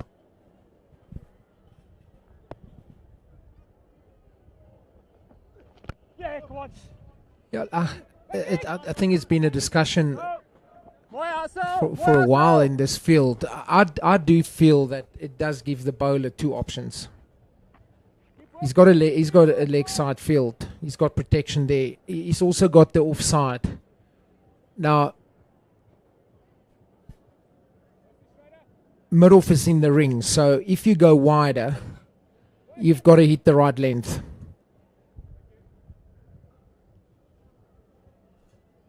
So you're basically either going to go very straight, leg stump line with your leg side field, or basically hit inside of the wide line, 6 stump. Yeah, those will be your general two options. You can also on slower wickets, this field and into the wicket wide is also a very good option to have. Very hard to hit over mid-off, where the ball is going to carve more square of the wicket. On wickets like this, the margins are a bit smaller. So if you go wide and it's a half volume, we saw that with Junior Dala in his 1 over. We saw that with Marco Jansen, the same field, but then they missed their lengths. Yeah, so those two shots that... And now chance. Oh, direct hit. Incredible by Manyaka. Junior Dala backed up too far. Van der Merwe sent him back. And look at the athletic ability to pick the ball up with one hand. Left arm, and he hits the middle stump. And unfortunately, the Titans lose their 9th wicket. The end of Junior Dala. And the sorry sight continues for the Multiply Titans.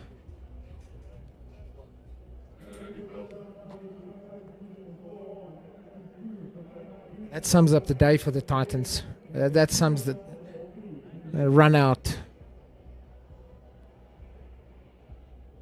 Junior Dala, he sets off. Roel van der Merwe sends him back, but he's gone way too far down the wicket. Yeah, at some point you got to realize your partners are not running. You can't keep going. You need 2 guys to run, and it's just as you said.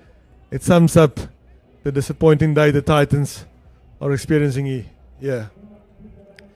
Just to bring us back to our point, I think those 2 shots that JP King played at the back end of the innings when he opened the face, there was not a lot wrong with the deliveries there. It was actually well executed. It was just a very good skill set of him to be able to get it square of that point fielder and over the third man in the circle. Titans last man, Tabrai Shamsi, joining Captain Roelof van der Merwe.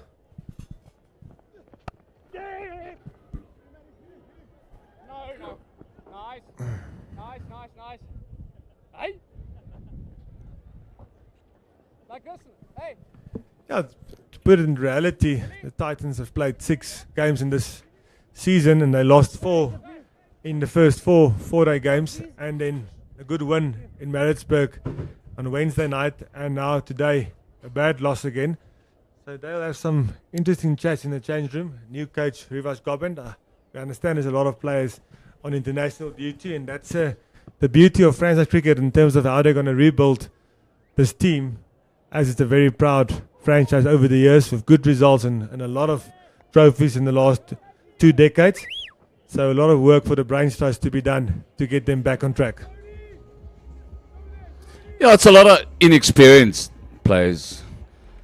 But I have to say, pretty impressed with the Dafabet Warriors. The momentum multiplied Titans has been put under immense pressure. You could see the youngsters panicking. You could see some of this batting lineup is a little bit frail. And the result is 93 for 9. So Robin Peterson and his team has done a lot of homework.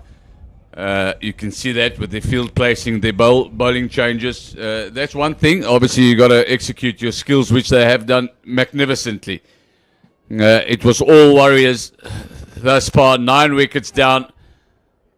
This is just a matter of time required. Run rate is over 20, which will be pretty disappointing for the Titans. Home ground. They started off the campaign pretty well. Remember, they've lost 4 out of 4 of the 4-day cricket prior to this. So they would have felt new competition, new format. 1 out of 1, let's go. But this is pretty average. They'll do their homework and they'll move on. The only thing that you can do. Left arm wrist spinner to his opposite number, left arm wrist spinner to be a Shamsi. You would love for him not to lose his wicket against Kaba. They've played a lot of cricket together as well. Yeah, a bit of self-pride there, not to get your partner of the same skill set to get your wicket. So a bit of pride for Shamsi to play for. Van der Merwe with the big reverse sweep. And I don't know what your thoughts are, but Du Plessis behind the stumps has been quite tidy. Very impressive. Yeah, earlier when I was on air, I had a look. He took a couple of good stops, and I thought to myself, he's been very good. We haven't seen him bat today, but his glove work has certainly been neat. More than that, he's been exceptional behind the stumps. He had a very good stumping.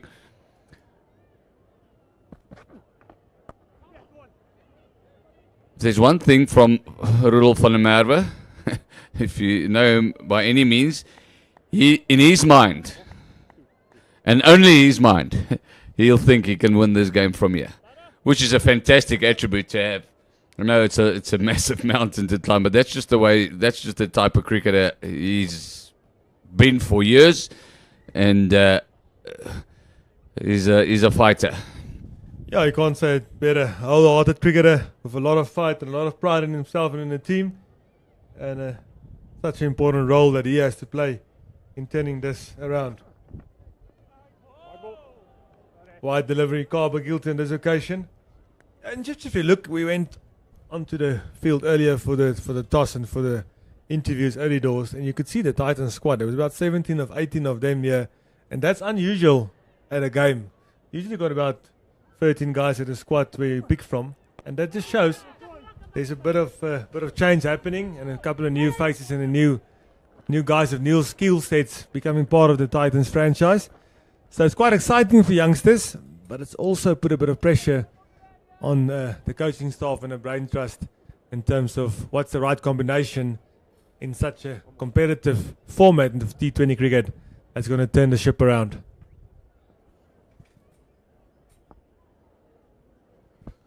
Shamsi with his all blacked out gloves, something that you don't see very often. Always in the fashion. Not sure about that fashion. End of it, Kaba over. That's the end of his third. There's 4 overs to go.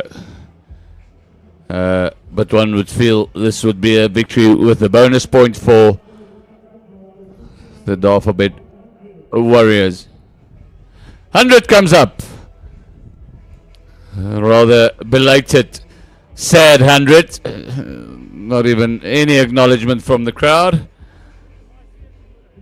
The wickets. Maria, he looked frantic. He looked out of his depth. And then Stork, his 10th game, he couldn't get past his average. He's only averaging 9 in this format, so he's having a struggle at the beginning of his career. Janssen was done by a Kaba googly. And a fantastic catch by Munro. He's been good. 3 wickets for Munro as well thus far. That was his last. Caught it long on. And the run out. Sums up the day for me. not for the Titans, but for the Warriors. The momentum has been very good. Their pressure has been up there. Their skill sets has been good. Especially Beja. Have a look at his figures. 1 for 8 after 3.2. Nicely, to put it, if I can put it like that. Yeah, incredible spell. And if you look at him, one-dimensional, very simple game plan. He comes wide of the wicket. He creates an angle into the right-handed batters. He doesn't give them any room to play with. He was good changing his pace up. So a very, very handy day for him. If you look at his figures, 1 for 8 after 3.2. Fantastic spell.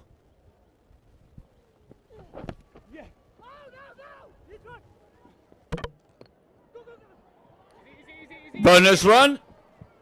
And Van der Merwe scuttles through after the direct hit.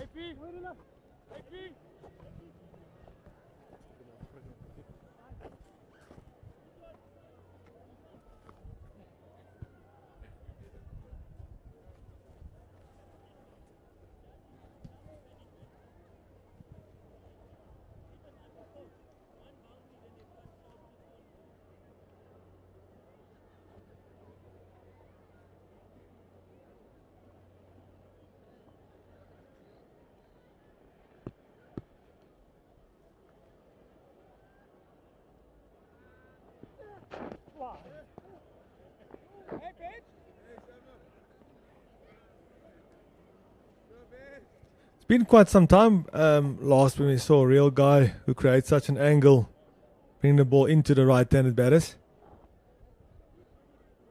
Unusual. You remember Rusty Tron? Yeah, you're right. Rusty Tron. One of those, and he was successful with the white ball. Difficult to get under him. Skiddy. That angle, a lot of the balls made contact in the inner half of the bat. It's a good line and length. It shows the value of doing things, doing the simple things very good. Yeah, spot on. He cuts off one side of the field straight away. He's very accurate. And his execution of his plans has been brilliant so far.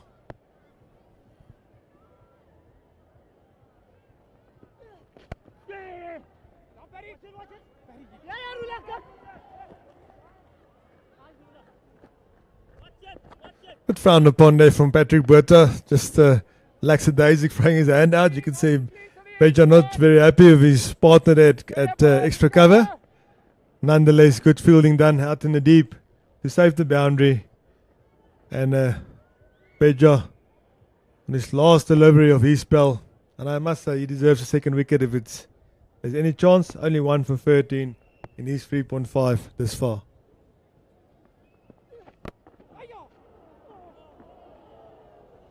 They're going to scamper through. He was in big danger. Fantastic effort from Beja. He's been superb, simply superb through the day, through the bowling. Of his 4 overs, only conceded 14 runs with the wicket. He looks a live wire in the field. He looks a promise for the future. This would have been miles out. Miles out. Not in the frame, not in the picture.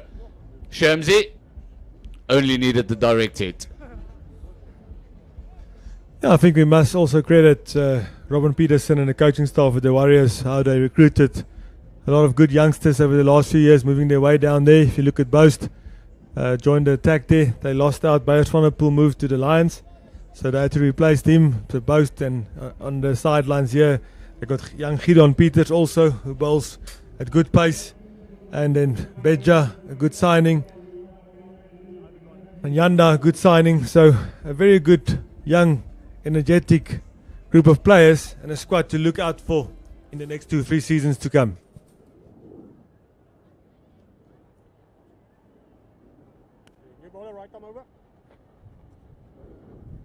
Boast back into the attack. Another impressive youngster. He's back into the attack. He's got 3 wickets to his name. Can he make it 4? It can. Spool straight. That'll be the end of it. Rudolf van der Merwe is the last man to go down. The captain couldn't steer the ship home. It was a big task. 195 was the target. From the 10th over in the first innings, all the momentum was with the Dafabet Warriors. They managed to clinch this one easily with the bonus point. A sad story for the Titans. 25, the highest score from Keegan Lyon Cachet. He fought basically on his own. The last wicket, as I said, went down is Rudolf van der Merwe. It's handshakes all around. It's a successful trip for the Dafabet Warriors up to Pretoria. After their first game has been rained out, Matthew Boast, he got 4. Kevin Mungro has been good. All the bowlers really has been fantastic.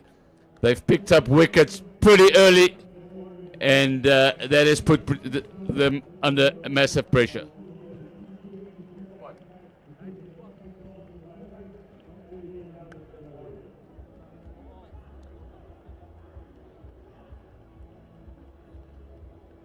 Yeah, it's a good sign of a good side. Only 9 extras, just the 6 wide, and there's 17 odd overs. The Titans really, it must be a massive concern. There's not a lot of experience. Frankly, there's very little experience. The little that they have in their players did not come through today. That's what they're going to need in the rest of this competition. SuperSport Park, bathed in sunshine and its glory. Looks beautiful in the sunshine. 193 is what Dafabet Warriors come up. The partnership between JP King and De Villiers was fantastic and set up the score that was defendable. Marco Janssen was good for his first outing in the Sky Blues, but the Multiply Titans bowled out within 18 overs for a measly 107 with Matthew Boast at the head with 4 for 23.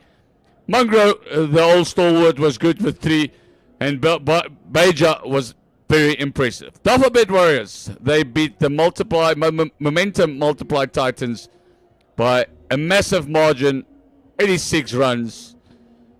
We look forward to seeing you soon on this broadcast is brought to you by Pitch Vision and the Titans Cricket. Have a good afternoon. Goodbye.